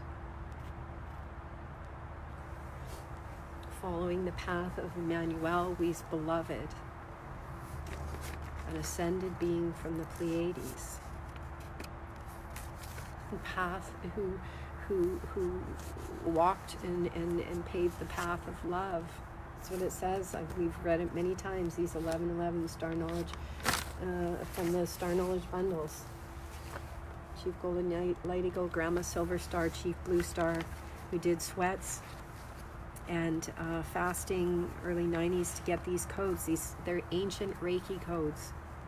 1111, the Star of Freedom. We have all been wondering what the 1111 ceremonies and teachings are. When we pass through at 1:11 a.m. on the 11th of January 2017, that works out to 1111. We know someone else who has the same coding, the 1111, and we came to unify the codes of cosmic love on the earth plane, to open up the veils, divine union, cosmic twin ray. We have all been wondering what the 1111 ceremonies and teachings are. 1111 is the prime frequency that blesses Earth and all of her relations through our twin planet, the morning star. Long ago, the Kumaras and the ancient society of Venusian masters accepted the task of raising Earth from apocryphal darkness onto the star of freedom. In league with the masters of Pleiades, the Bodhisattvas of Andromeda, and the galactic presences of the whirling rainbow, the Kumaras instituted a heart-resonating frequency of universal and spiritual law.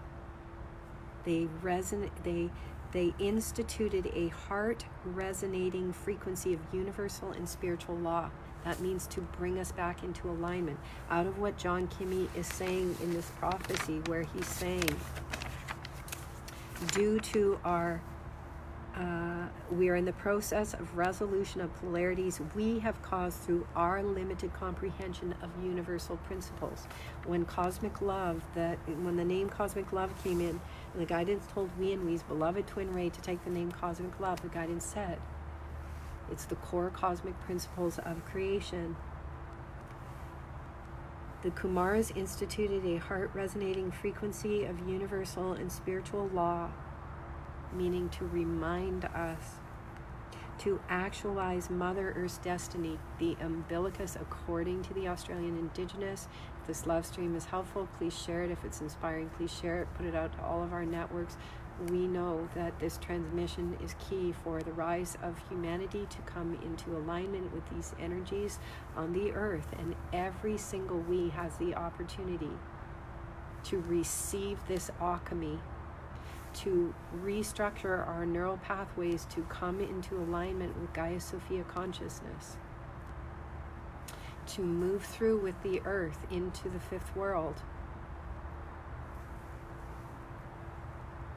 This is no one left behind. It's available to every single being.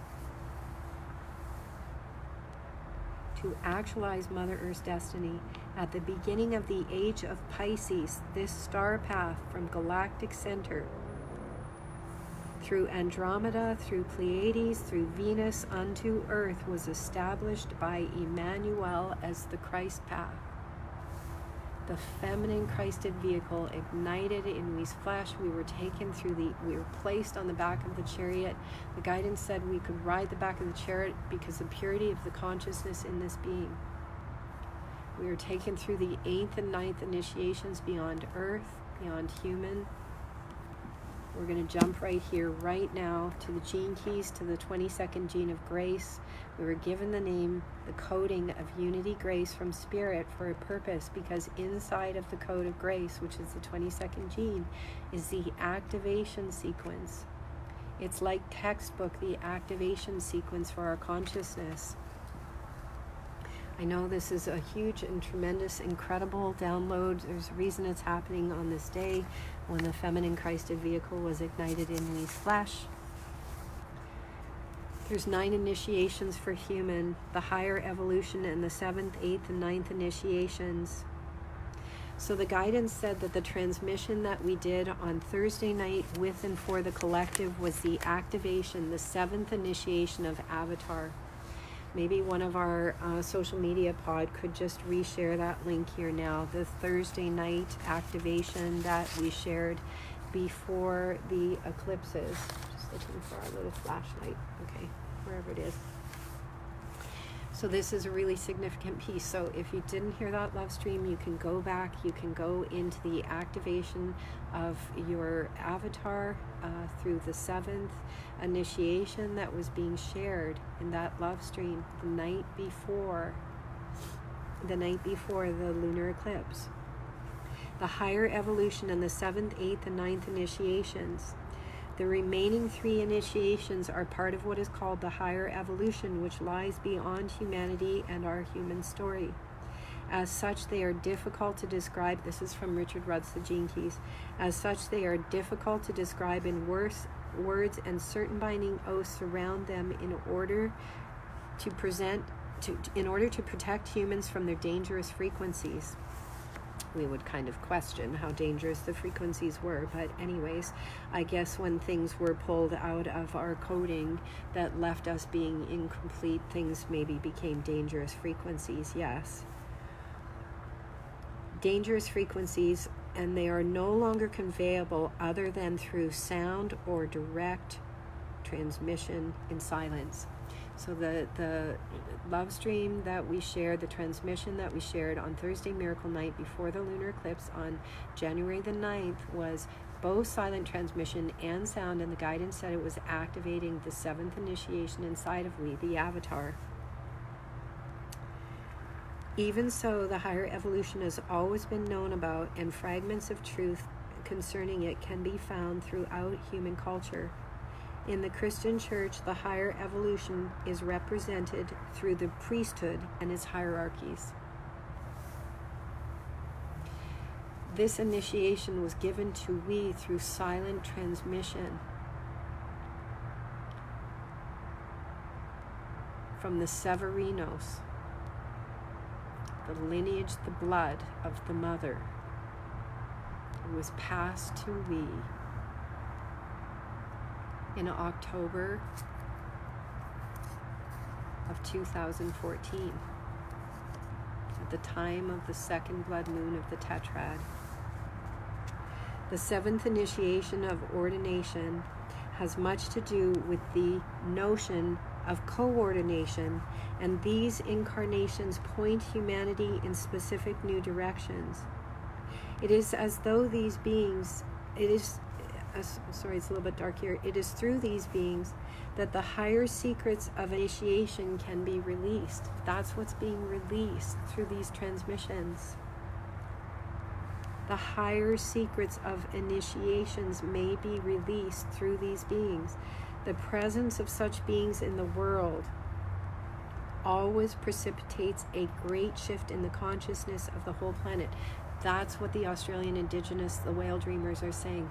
The umbilicus is being reconnected to the earth, the ceremony is being completed, and that we are about to go through an incredible shift into what the Leo King is saying, the beautiful world that is programmed inside of us.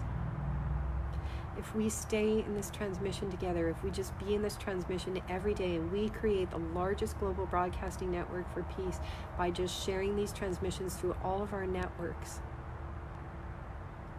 The guidance always said the Living Library would be funded by $1 donations, people putting their dollar in, only to say, yes, I am part of this, I get it. It is our participation that is key for humanity to move forth into the fifth world.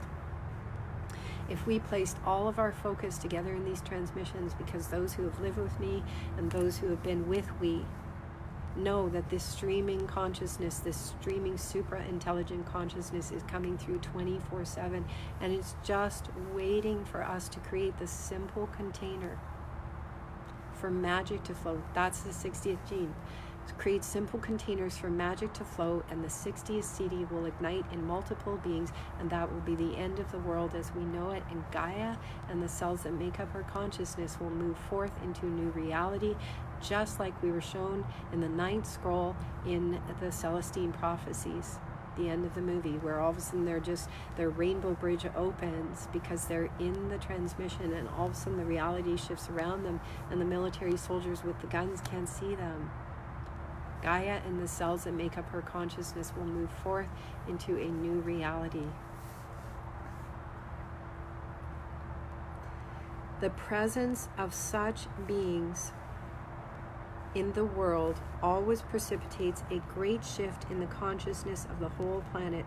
Interestingly, there are always 5 avatars present on the earth at any given moment. They form a unified force field that steers the balance of humanity towards evolution rather than destruction. The 8th initiation of sanctification is an extremely rare event on our planet. Initiations at this level are really beyond human understanding, as they have to do with the flow of essence from the 7th monadic body into the Atmic and Buddhic bodies. That's what happened to we at 1:11 a.m. on the 11th of January 2017. Exactly what is said. We were put on the back of the chariot, taken through the 8th and 9th initiations. Beyond human, beyond earth, beyond the human story.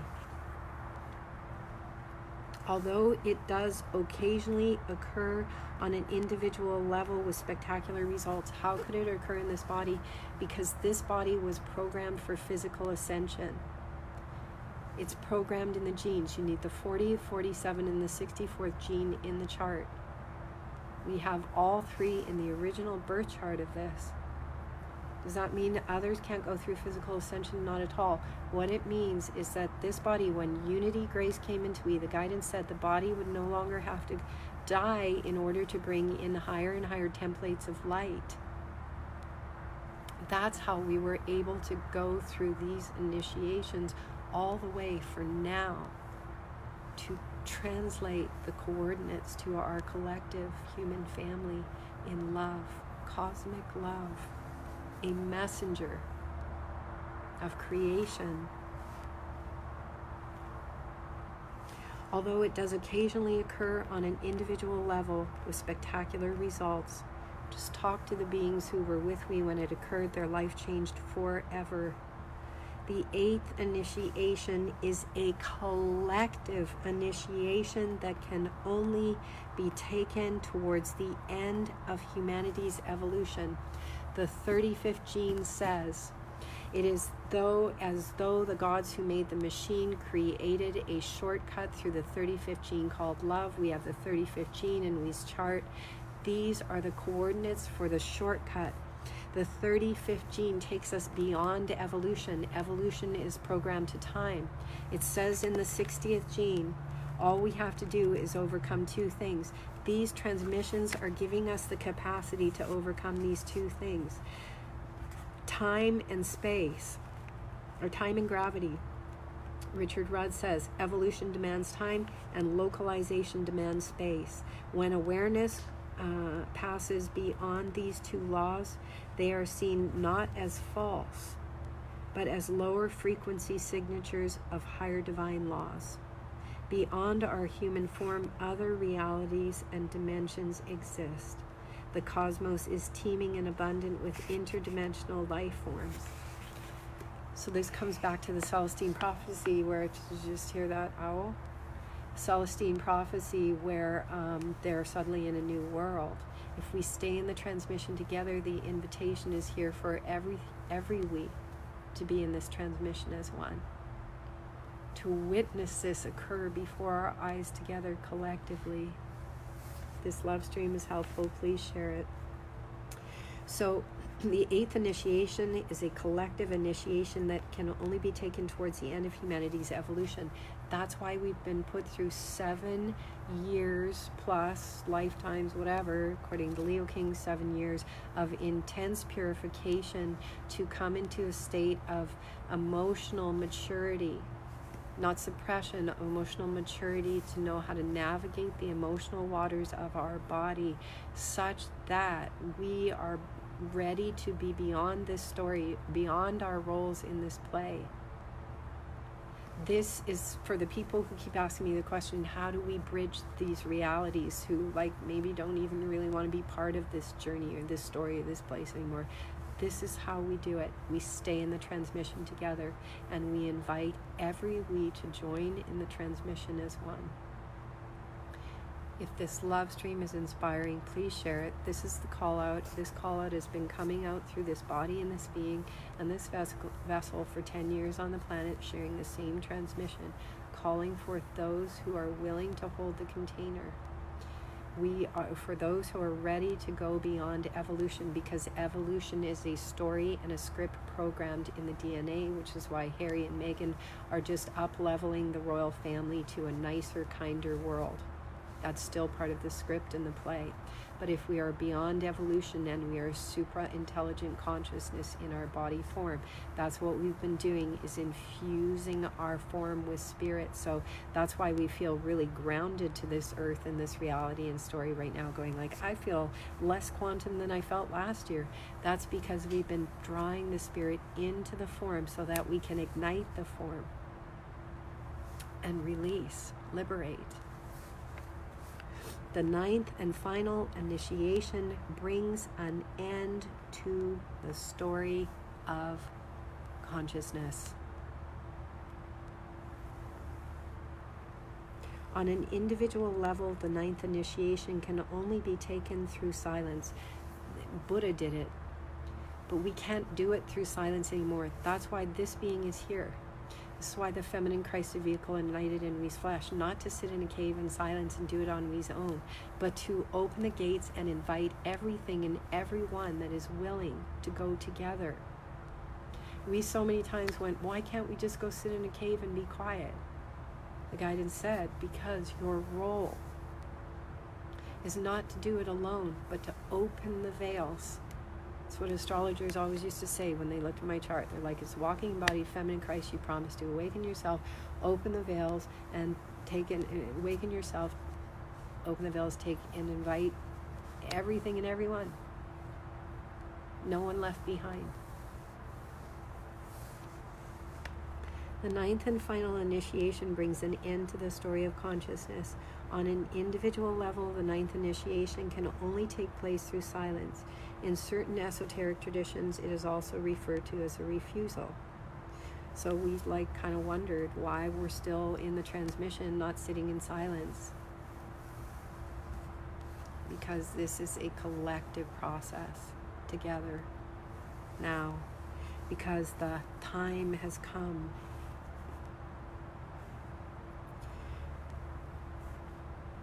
After this initiation, the indwelling awareness refuses to materialize and dissolves back into the primordial essence from which it was born. Tradition tells us that only a very few great initiates have taken the 9th initiation to date. It is during the final initiation that the first body and the 7th body fuse together. The physical form then ascends and completes its final great destiny. And then it goes on to talk about the new heaven and the new earth.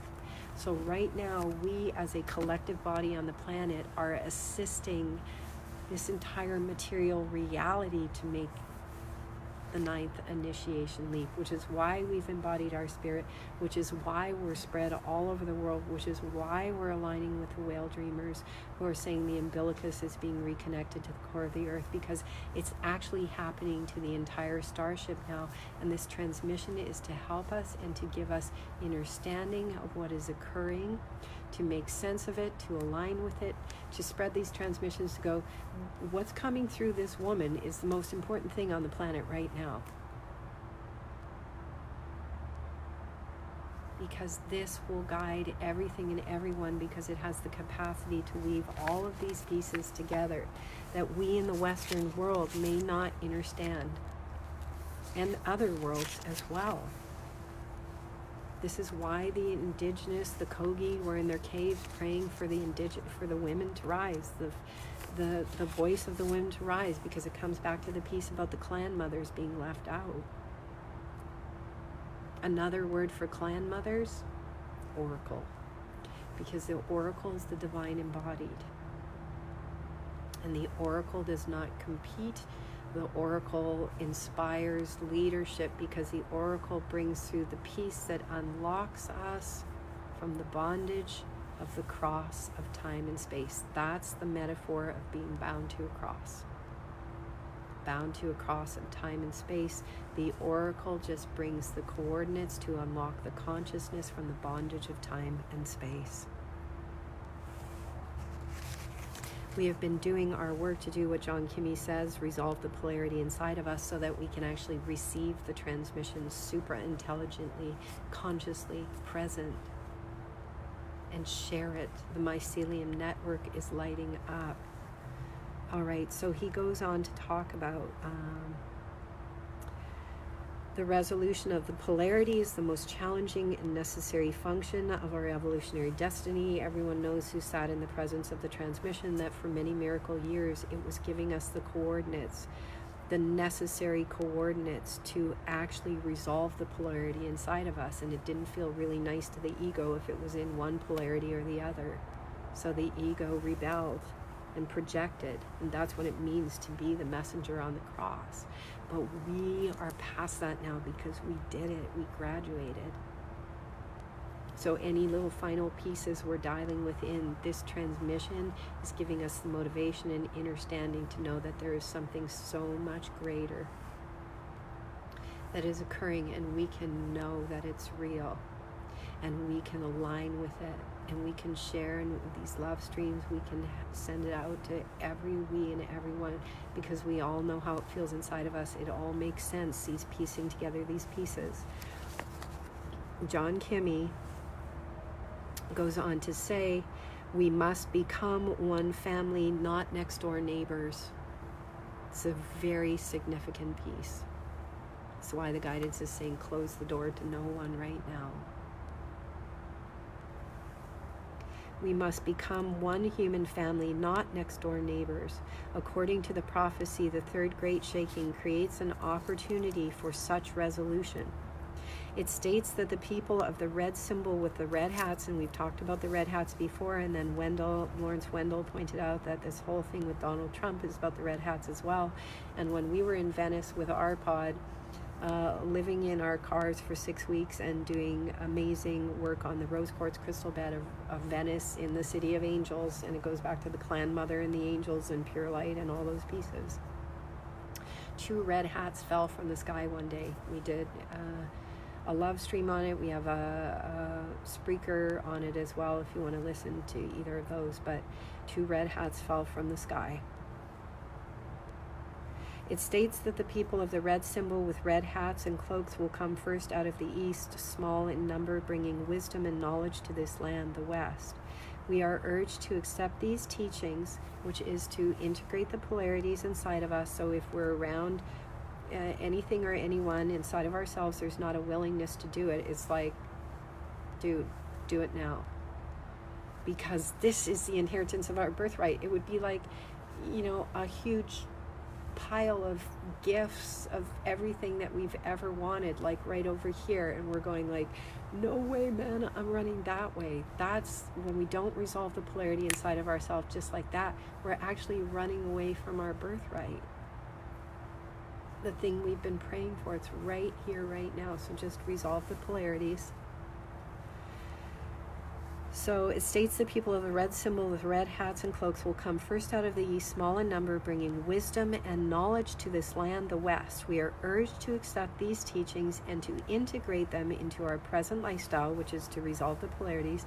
I'm speaking about the Buddhist teachings and many other teachings, indigenous teachings, making the necessary adjustments to integrate them into our present lifestyle.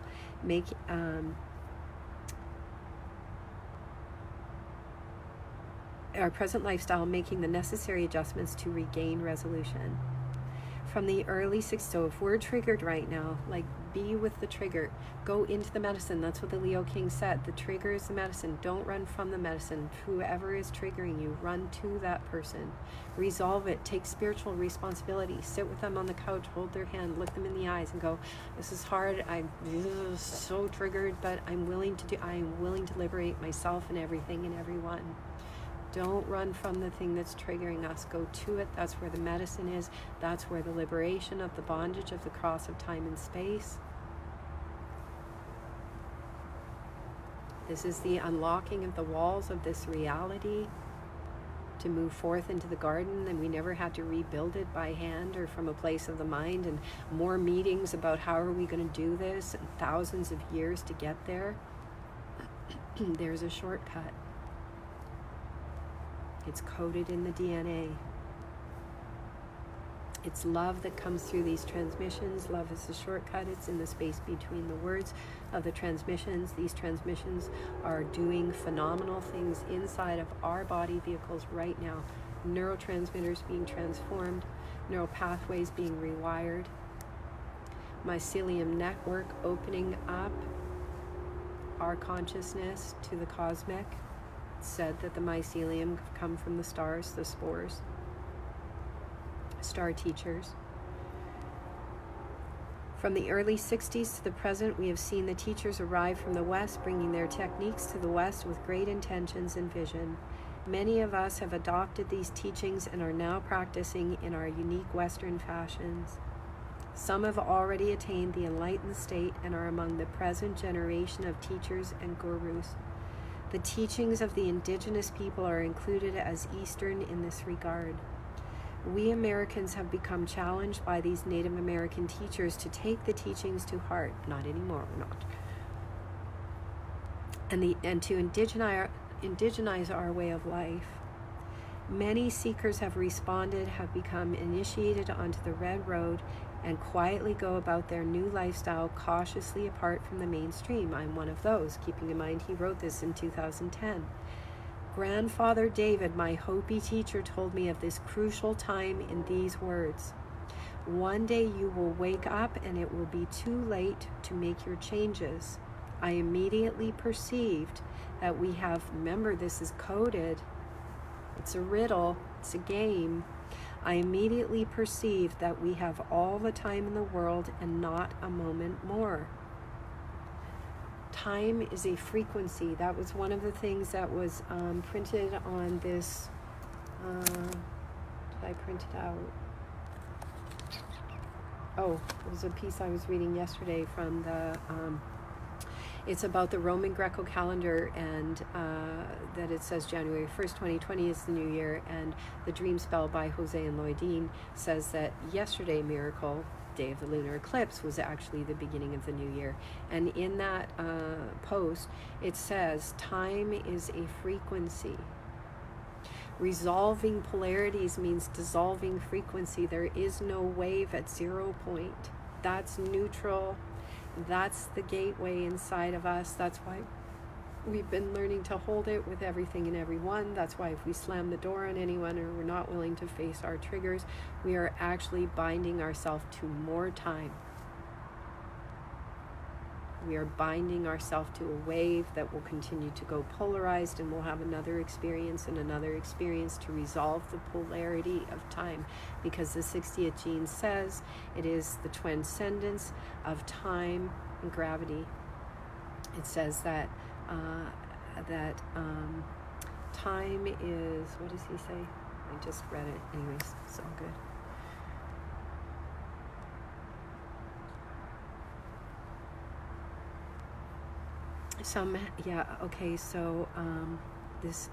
I immediately perceive that we have all the time in the world and not a moment more, which means we have all the time we want.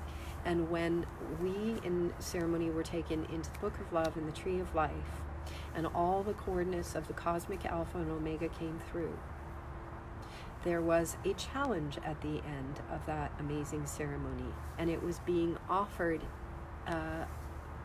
something.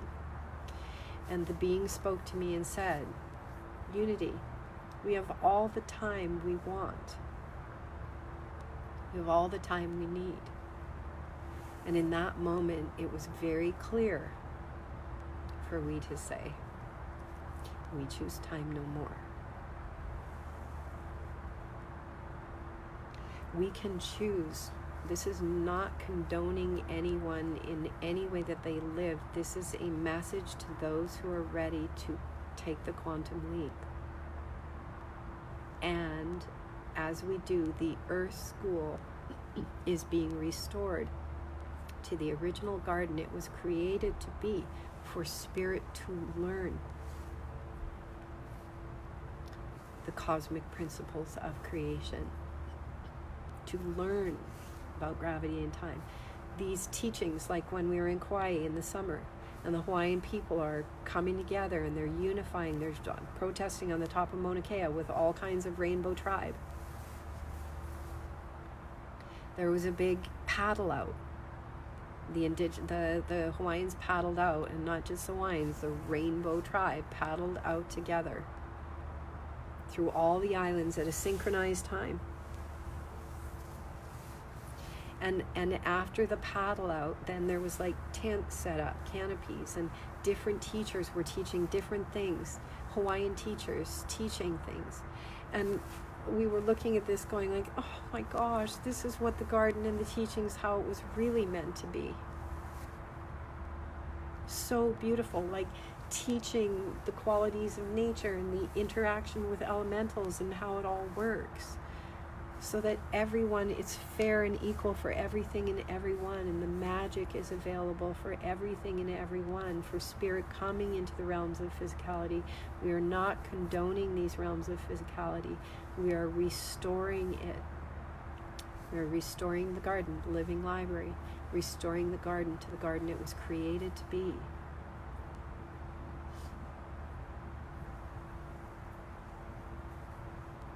I refer to this fourth world, a cycle with its own agenda in time and space. After that moment, we will lose our power over the outcome.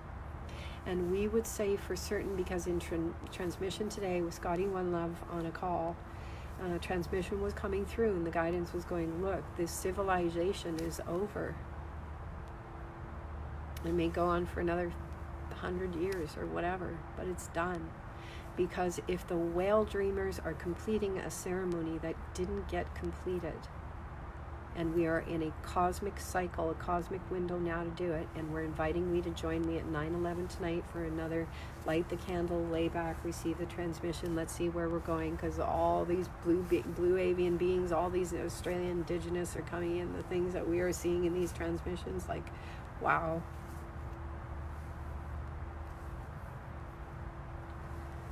This creation, this reality as we have known it, is done.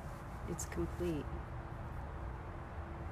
And so we're aligning. This is how we're bridging. The rainbow bridges within is a vibration of resonance.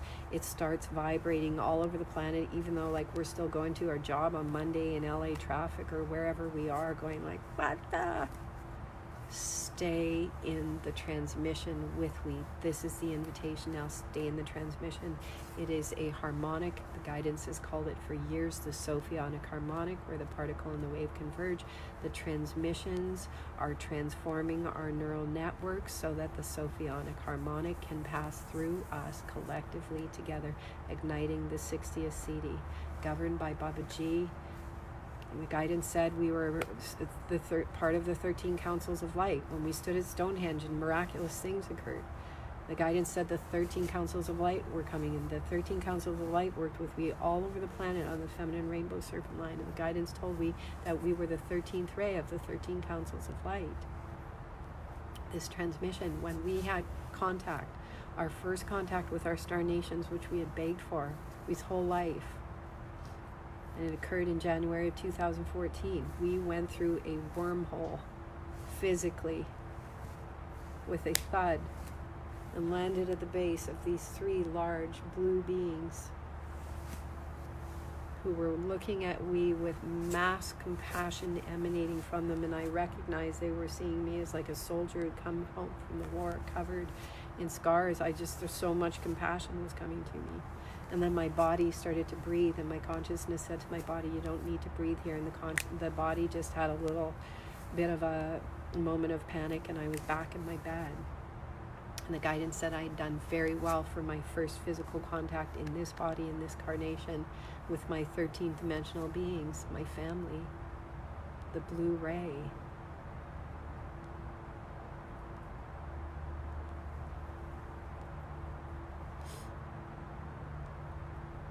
When we refer to these things, we're not referring to them like pat me on the back.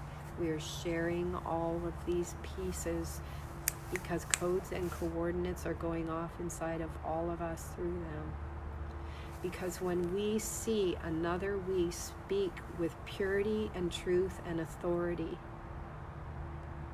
that is in a physical body, like all of we, when we share these pieces and they come through in the space between the words in the transmission, because they are spoken as the real thing, because they really happen, and this consciousness inside of this body is completely 111% connected to the truth of them. When we witness another speak in this way, it activates us because we know that all of our cosmic experiences are real. Because there's an interface that's occurring in our bodies that goes, oh my God, my contact with my 13th dimensional family is real. I don't have to hide it anymore or pretend. It's real because I'm feeling the emanation of the truth that is coming from another physical being. Clan mother, oracle, divine blue ray. And each being has a different way of expressing these pieces. We all resonate with a different transmission, different oracles, different pieces. Unity brings synthesis. That's why I was given the name Unity Grace, because unity is the feminine principle. It synthesizes, and grace is where the ascension sequence is inside of the 64 codons of this current human DNA, which is not the divine blueprint. Okay, he says, after that moment, we will lose our power over the outcome. We will become merely victims of that outcome, our survival contingent upon the quality of our hearts. In Eastern terms, we will become fused to our karma. This marks the last moment of divine grace, our communion with our source. This, what he is speaking about, is when the 60th CD ignites in multiple beings if we are not in alignment. This reality is going to vibrate out of form. Can we say when it's going to happen? We're quantum. They show it in the Celestine prophecies. Suddenly, they're just suddenly in a new world. And Celestine prophecy says, watch for things that start showing up, like shells as big as your head, when you push through to do a LoveStream for the collective on the lunar eclipse.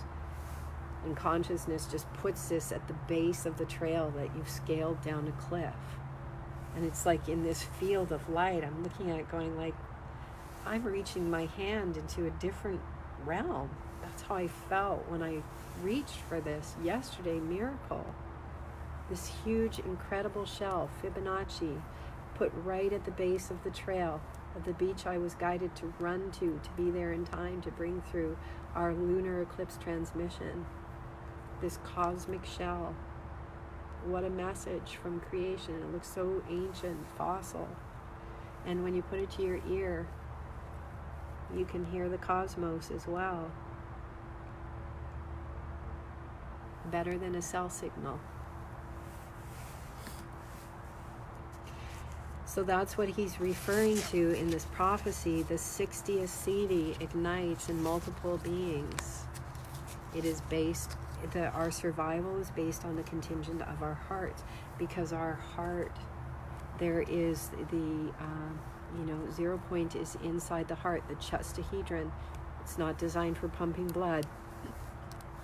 It's actually the heart space, and that's why the Heart Math Institute and all their beautiful prayers are amazing. The heart is our alignment with spirit and source that carries us through as the adamantine particles of creation reorganize within us and around us, and suddenly we are in a new reality. And our mind might want to know when is the time. Just we have to stop asking when. Just the invitation is align with the transmission. Help we share this with everything and everyone. The transmission is based on the container that shows up, how far we can go. It says in the Gene Keys, the oracle is on the cutting edge of consciousness. The oracle goes to the cutting edge and just reports what's there. So as we bring together watch parties, we start doing transmissions, we go, okay, we're doing a pop-up sanctuary transmission, a pop-up, create a pop-up space. Just call your friends, go, oh my gosh, Cosmic Love's online right now. Sit down, put down, set everything else aside. Because the transmissions are answering the questions we're asking. How do we bridge these worlds, these realms? The transmissions is activating us inside, and at 9/11, we don't even know what miracle coordinate is right now. 9/11, we will bring through another transmission, light the candles or keep the room dark. Let's go into the transmission together and see what's occurring. All of we that have been in this transmission, the people who have lived with we've watched the walls go in and out of time and space. We have watched miracles occur in the presence of the transmission when we truly show up. We bring our spiritual maturity. The ego is neutralized at the door, and we open for the magic to occur. This 61st gene is about magical beings coming into the world, and so this 61st gene, which is being ignited through this January 11th birth date in the genes, because it was one of we's jumps in and out of time space, it became one of we's blueprints to operate from. And so Robin Cabral just posted a thing today on Facebook, Richard Rudd, in a talk with Peter Tung and just her name has slipped me, but Peter and his partner friend were doing a transmission about the magic that's starting to show up, magical beings through this 61st gene.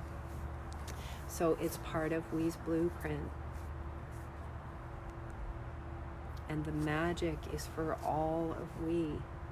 We are a body vehicle that is in transpersonal service to the collective,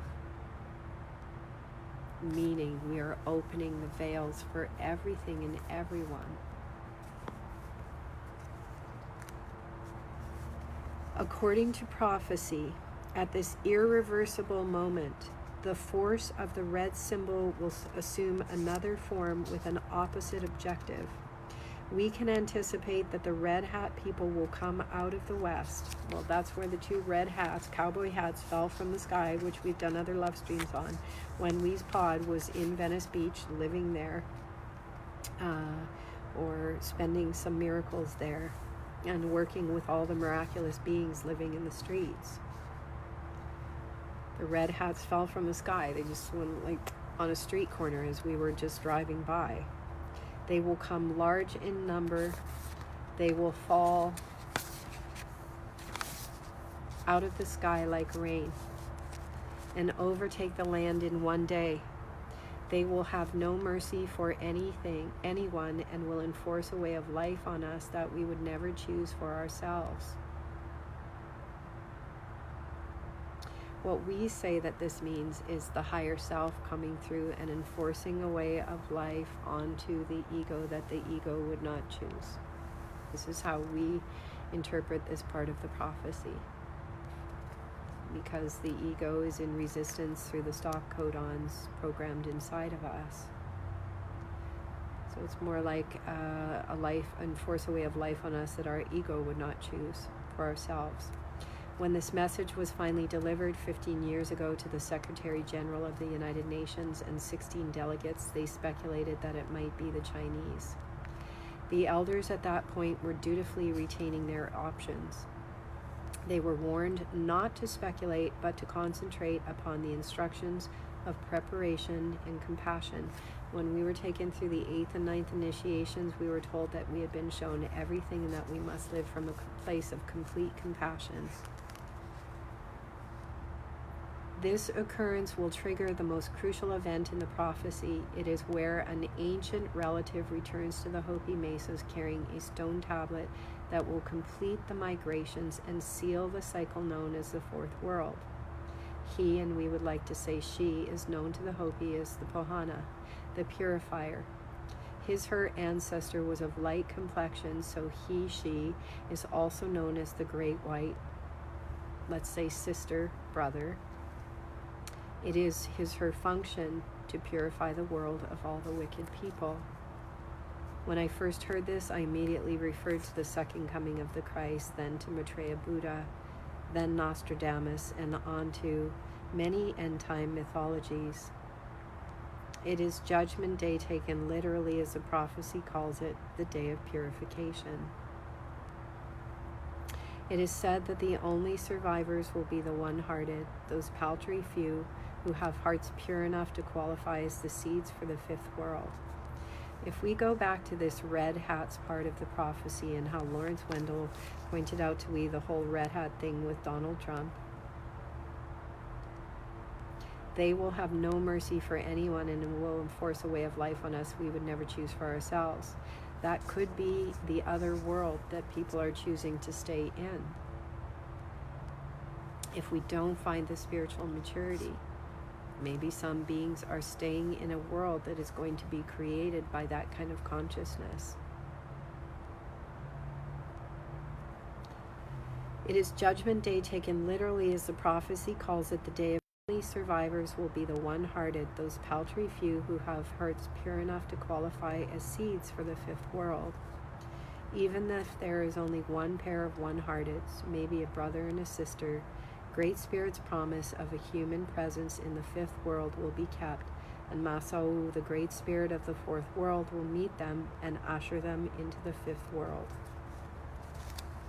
Our spiritual connection with our Mother Earth and a sense of a common destiny with her will be challenged. Let these transmissions provide us a sense of common destiny, and the invitation is to stay in the transmission, recognize what this transmission is. This being has humbly been going around the planet, calling in those who will hold the container and help share this transmission globally.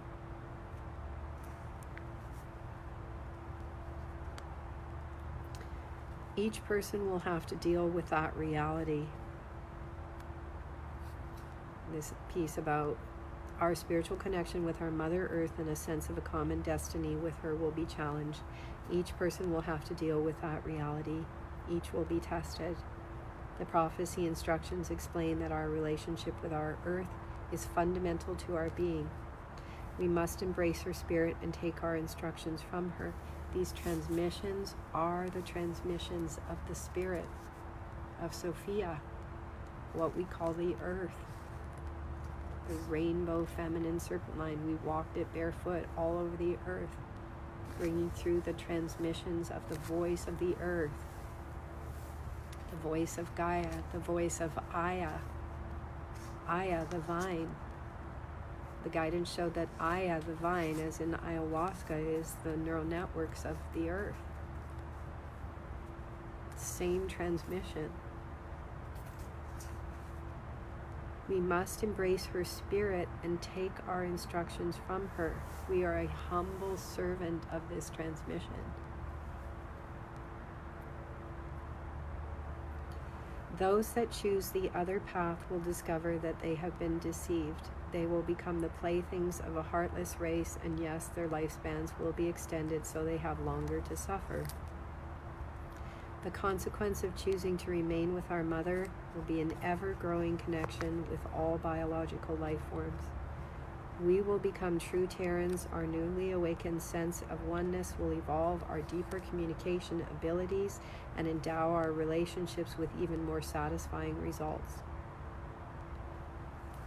What we want to say about this is connected to the cosmic peace and our cosmic birthright to traverse the cosmos as emissaries of love, connected to the 60th gene, which says, the universe is teeming with realities. The way into those realities is the transcendence of time and gravity, which occurs when we neutralize the polarities inside of us, the emotional polarities. We have to finally evolve to be able to, this from the gene keys, we have to finally be able to evolve beyond time and gravity, these two great laws. These two laws are not absolute, but completely relative to awareness. The binary helix of our DNA is microcosmically composed of these two laws.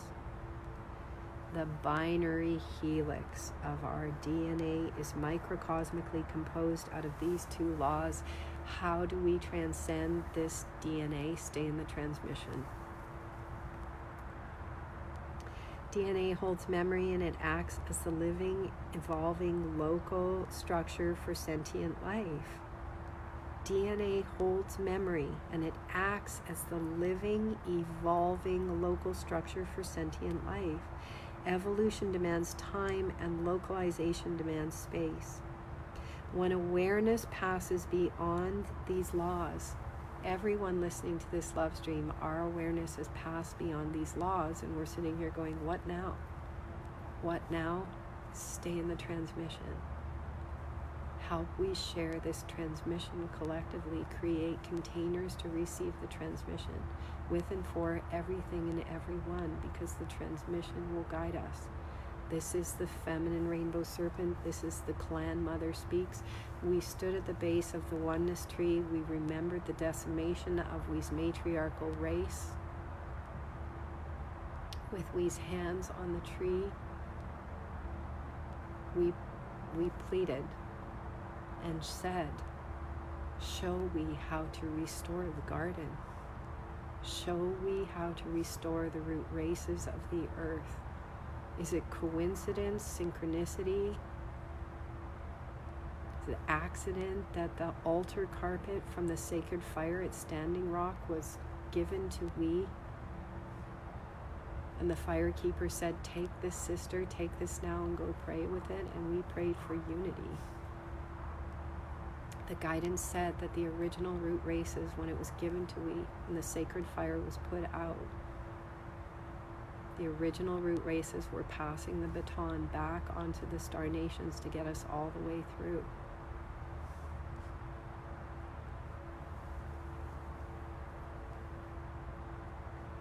When awareness passes beyond these two laws, they are not seen as false, but as lower frequency signatures of higher divine laws. That's why we don't have to judge this world. There's just many of we who are ready to take the leap.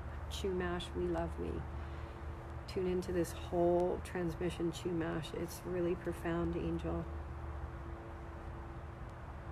Play it on replay.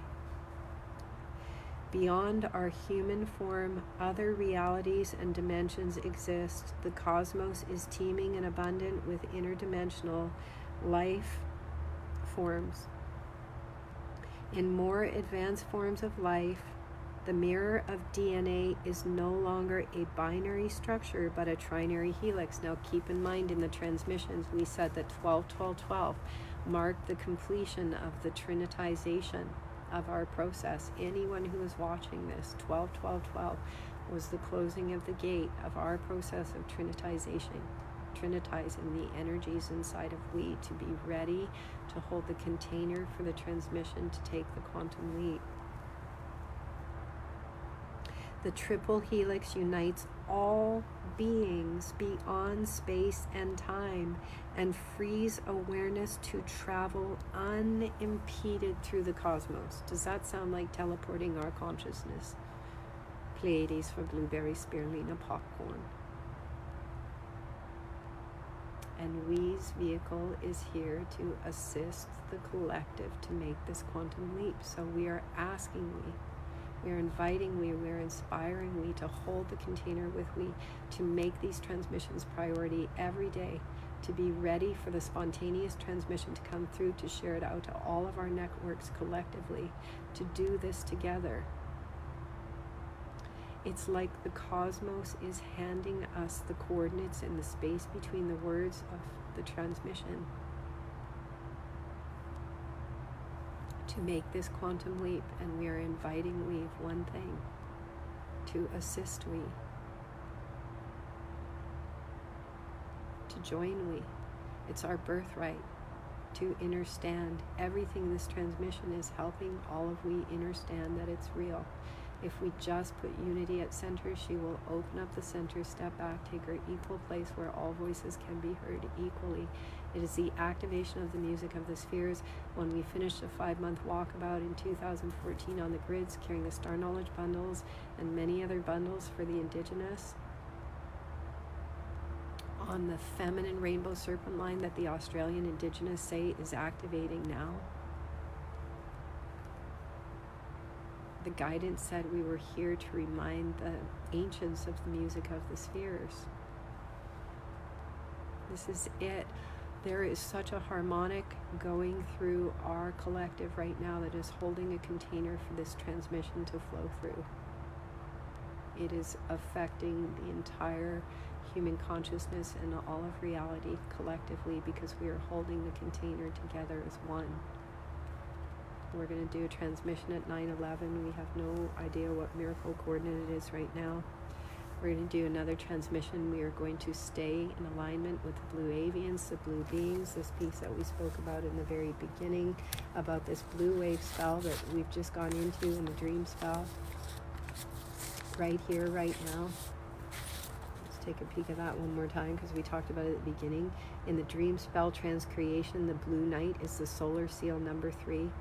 Blue being part of the blue root race. That's why all these blue beings are coming through in these transmissions that we're sharing, the meditative transmissions.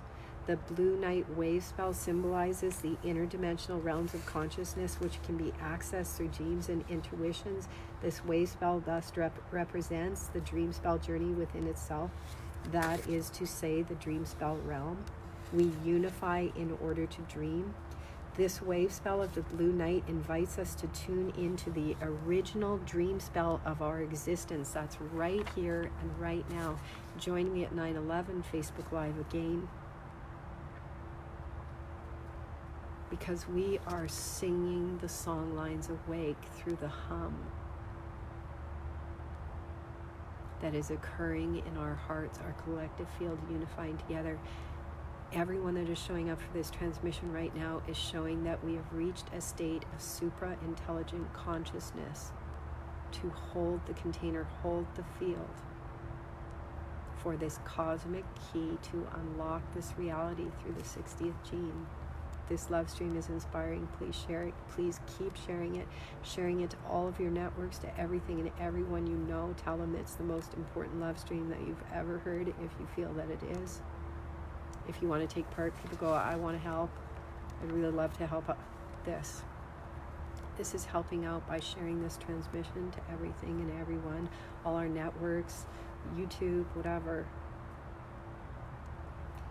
Okay, the wave spell of the blue night invites us to tune into the original dream spell of our existence, and it just so happens to happen on this day, the day that the feminine Christed vehicle ignited in we's flesh in 2017, and we were given the coordinates to guide us through all the gates, 8th and 9th initiation, beyond human, beyond the earth. The same time that the whale dreamers are singing the song lines awake at Uluru, the place from where we came, the place we will return to after death. Cancel clear. We are bringing through the immortal body and beyond This wave spell helps us to connect with the celestial source of our archetypal self. Back to the 60th gene, the triple helix unites all beings beyond space and time and frees awareness to travel unimpeded throughout the cosmos. The triple helix cannot support a carbon-based life form. It requires a far subtler structure or vehicle, the underlying geometry of the universe itself. We will say that that underlying geometry is what is right in the center of the heart. One man called it the chestahedron after himself. I wish he had given it another name. We would say that that is the underlying geometry of the universe itself, and our heart forms that geometry. It's inside of us. It always has been. Maybe we forgot how to unlock it. The transmissions are helping us do it. Anything that we're doing collectively together to help ignite the heart. Each one of us has gifts to share with our communities to help ignite the heart, to form the container. If people form the container to receive the transmissions, like guidance says, if we put unity at center, she'll open up the center, step back, take an equal place where all voices can be heard equally.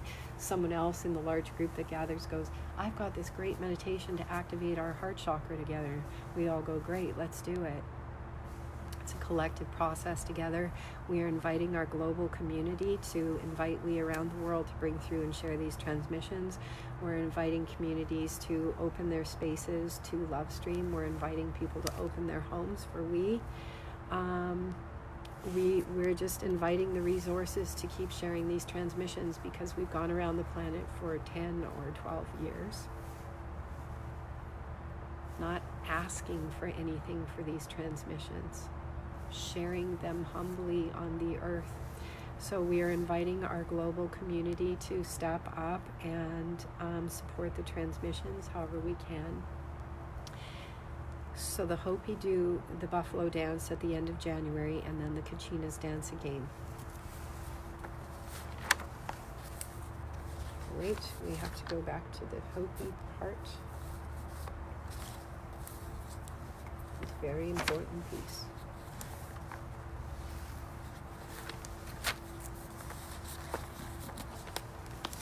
Okay.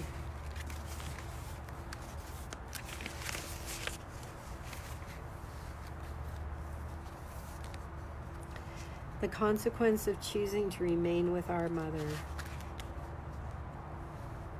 will be an ever-growing connection with all biological life forms. We will become true Terrans, as we were saying. This will actually allow us to go beyond the earth. As Hopi elders said, we are the ones we have been waiting for. In conclusion, we are now being humbled to see that our technology and our culture of science have led us into a belief that this sacrosanct culture possesses empirical knowledge of the world and its systems, yet upon reflection we know that the generation of this knowledge was assembled by many generations of individuals who pursued the truth with little or no accountability to the perceptions of our pre-scientific ancestral cultures. Well, who would that be but the whale dreamers who are about to dance the song lines awake? This realization now could save us, the only stewards of this earth, and many other cultures, of course. The only stewards of this earth with a track record of sustainability and harmony for thousands of years are those very ancestor cultures. The Hopis warn that annihilation of the remnants of those cultures, and we would say the oracles themselves included, the clan mothers of the rainbow tribe, all shapes, sizes, colors. The Hopis warn that annihilation of the remnants of those cultures will definitely eliminate human participation in the fifth world. If this radical divergence from our comfortable relationship with our culture of science seems outrageous, for all of us asking how do we bridge this thing, we stay in the transmission now. There is nothing more important than to stay in this transmission now.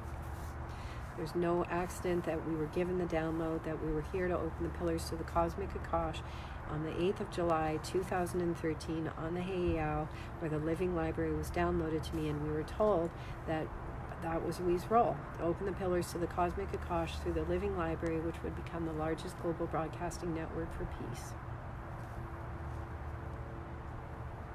The guidance said that we would pose as a social media network that was working with new paradigm communities, doing new paradigm things, but ultimately we were working with the stargates.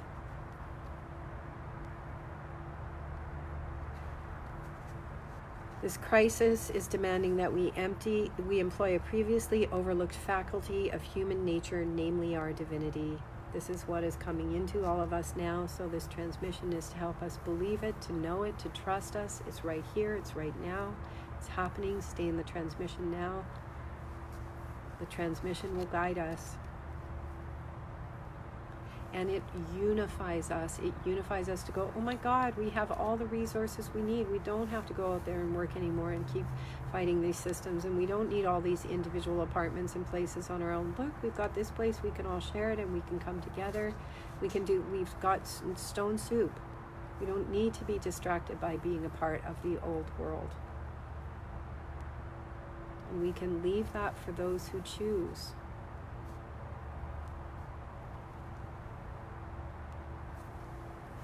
This faculty has always been active but almost completely ignored in this last century. It is through the filter of our hearts and emotions that we can reawaken. It is through the filter of our hearts and emotions. That's why we've been developing emotional maturity, so that we can actually tune into the emotions for what they're really meant to do, which is vibrate the human body, the form of matter, to move through different realms of time and space. That's what emotions actually do. They're not meant to be part of a bipolar drama. Death of the drama is the 55th gene, ending the victimization consciousness, and spirit bless every single one of we that has been participating in this clearing and this cleansing on the planet inside of ourselves, because we've been doing it for all of life.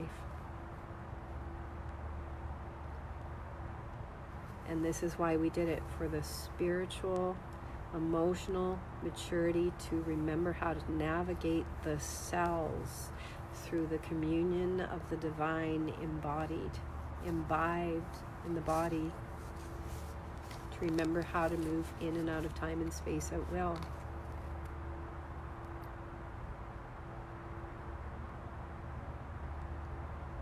It is through the filter of our hearts and emotions that we can reawaken this reliable source of truth. The reliable source of truth is divinity. That's why we're saying, when we're sharing pieces of our journey, it's not pat on the back, look at what we do. It is to convey a reliable source of truth, to help awaken that reliable source of truth in each one of us. All these magical experiences that we've had, this is the divinity that flows through. It's more real than the world that we were inside of, that we've unplugged from. Whew. Major coming in. This is a personal process and not an institutional one. The reason that religions have so much influence over our psyches, and let me point out, we said this in the LoveStream yesterday, the Leo King, the Spirit bless you, Leo King, we love we so much. The Leo King went back in the astrological clocks and showed the alignments occurring right now are pretty much the same alignments that occurred about 500 years ago, and that was when the church, the North and South Pole were, I think, the opposite. Whatever, you can go check the astrology with him.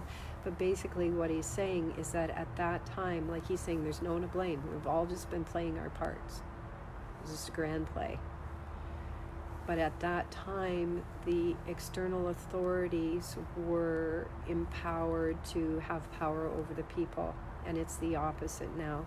The power of the people is coming back to the people, and the external authorities and institutions are done. That's the astrology. The reason that religions have had so much influence over our psyches is that we have sold our hearts and our personal communion with Great Spirit to what the Hopis call the high priests of the two-hearteds. Those would be the institutions of science and religion. Grandfather explained to me when Creator created the world, he gave each life form a way to be in harmony with all other forms. This is why the prophecy said men and women would live apart, because we have been learning to find the divinity within us, which is why we say do not close the door on anyone. That is not the way to find the divinity within us. If we are triggered by someone, don't slam the door. That person is the divinity within us. Allow that medicine and that communion to take its form in us, to free us. When humans were created, we too were given a way. That way is known as the true path of life. By returning to the adherence to natural law, we will return to that path, our birthright. Astonishingly, not only the Maya singled out this 2012 date, he was talking about the 2012 date then, now looming so close, similar last day prophecies are focused from the Hopi, Navajo, Cherokee, Apache, ancient Egyptians, Kabbalists, Essenes, Kiro elders of Peru, sub-Saharan Dogon tribe, and the Australian, it says Aborigines, but I like to call them indigenous. So, this has been a profound transmission, and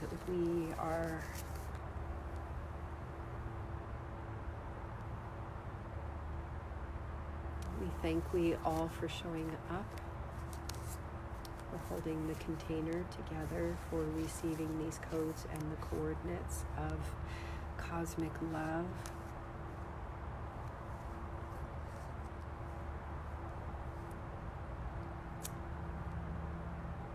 We will tune back in together at 9/11 for whatever transmission is here to come through. Maybe a silent transmission. We don't ever know what the transmission is that's going to come through, because it's based on who shows up.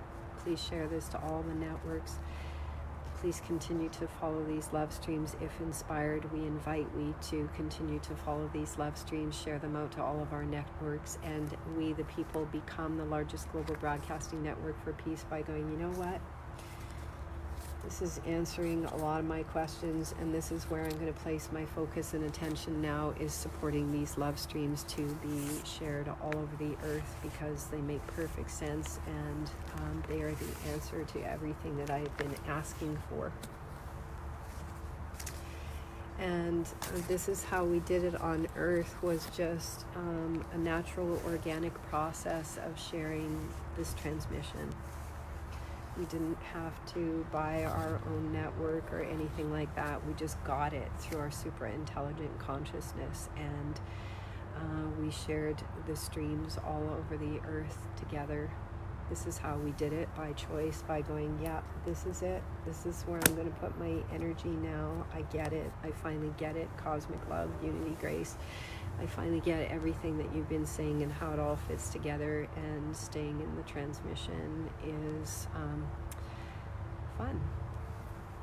And this transmission is a piecing together many pieces. There's a huge transfiguration occurring in our neural networks in the space between the words to bring us into ninth wave unity consciousness together to receive these coordinates. And the other transmissions that occur, that like the love streams we've been doing at nighttime, that we're all going like, whoa, people are going like, I don't even know where I am. Am I in my body? What's these other love streams as well? So if you're a community that would like to invite these transmissions to come into we,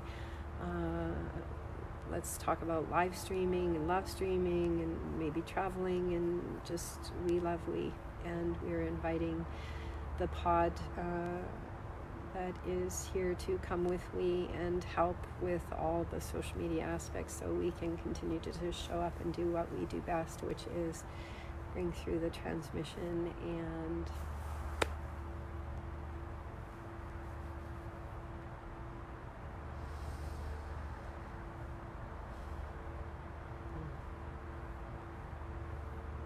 Aho Matakuyasin.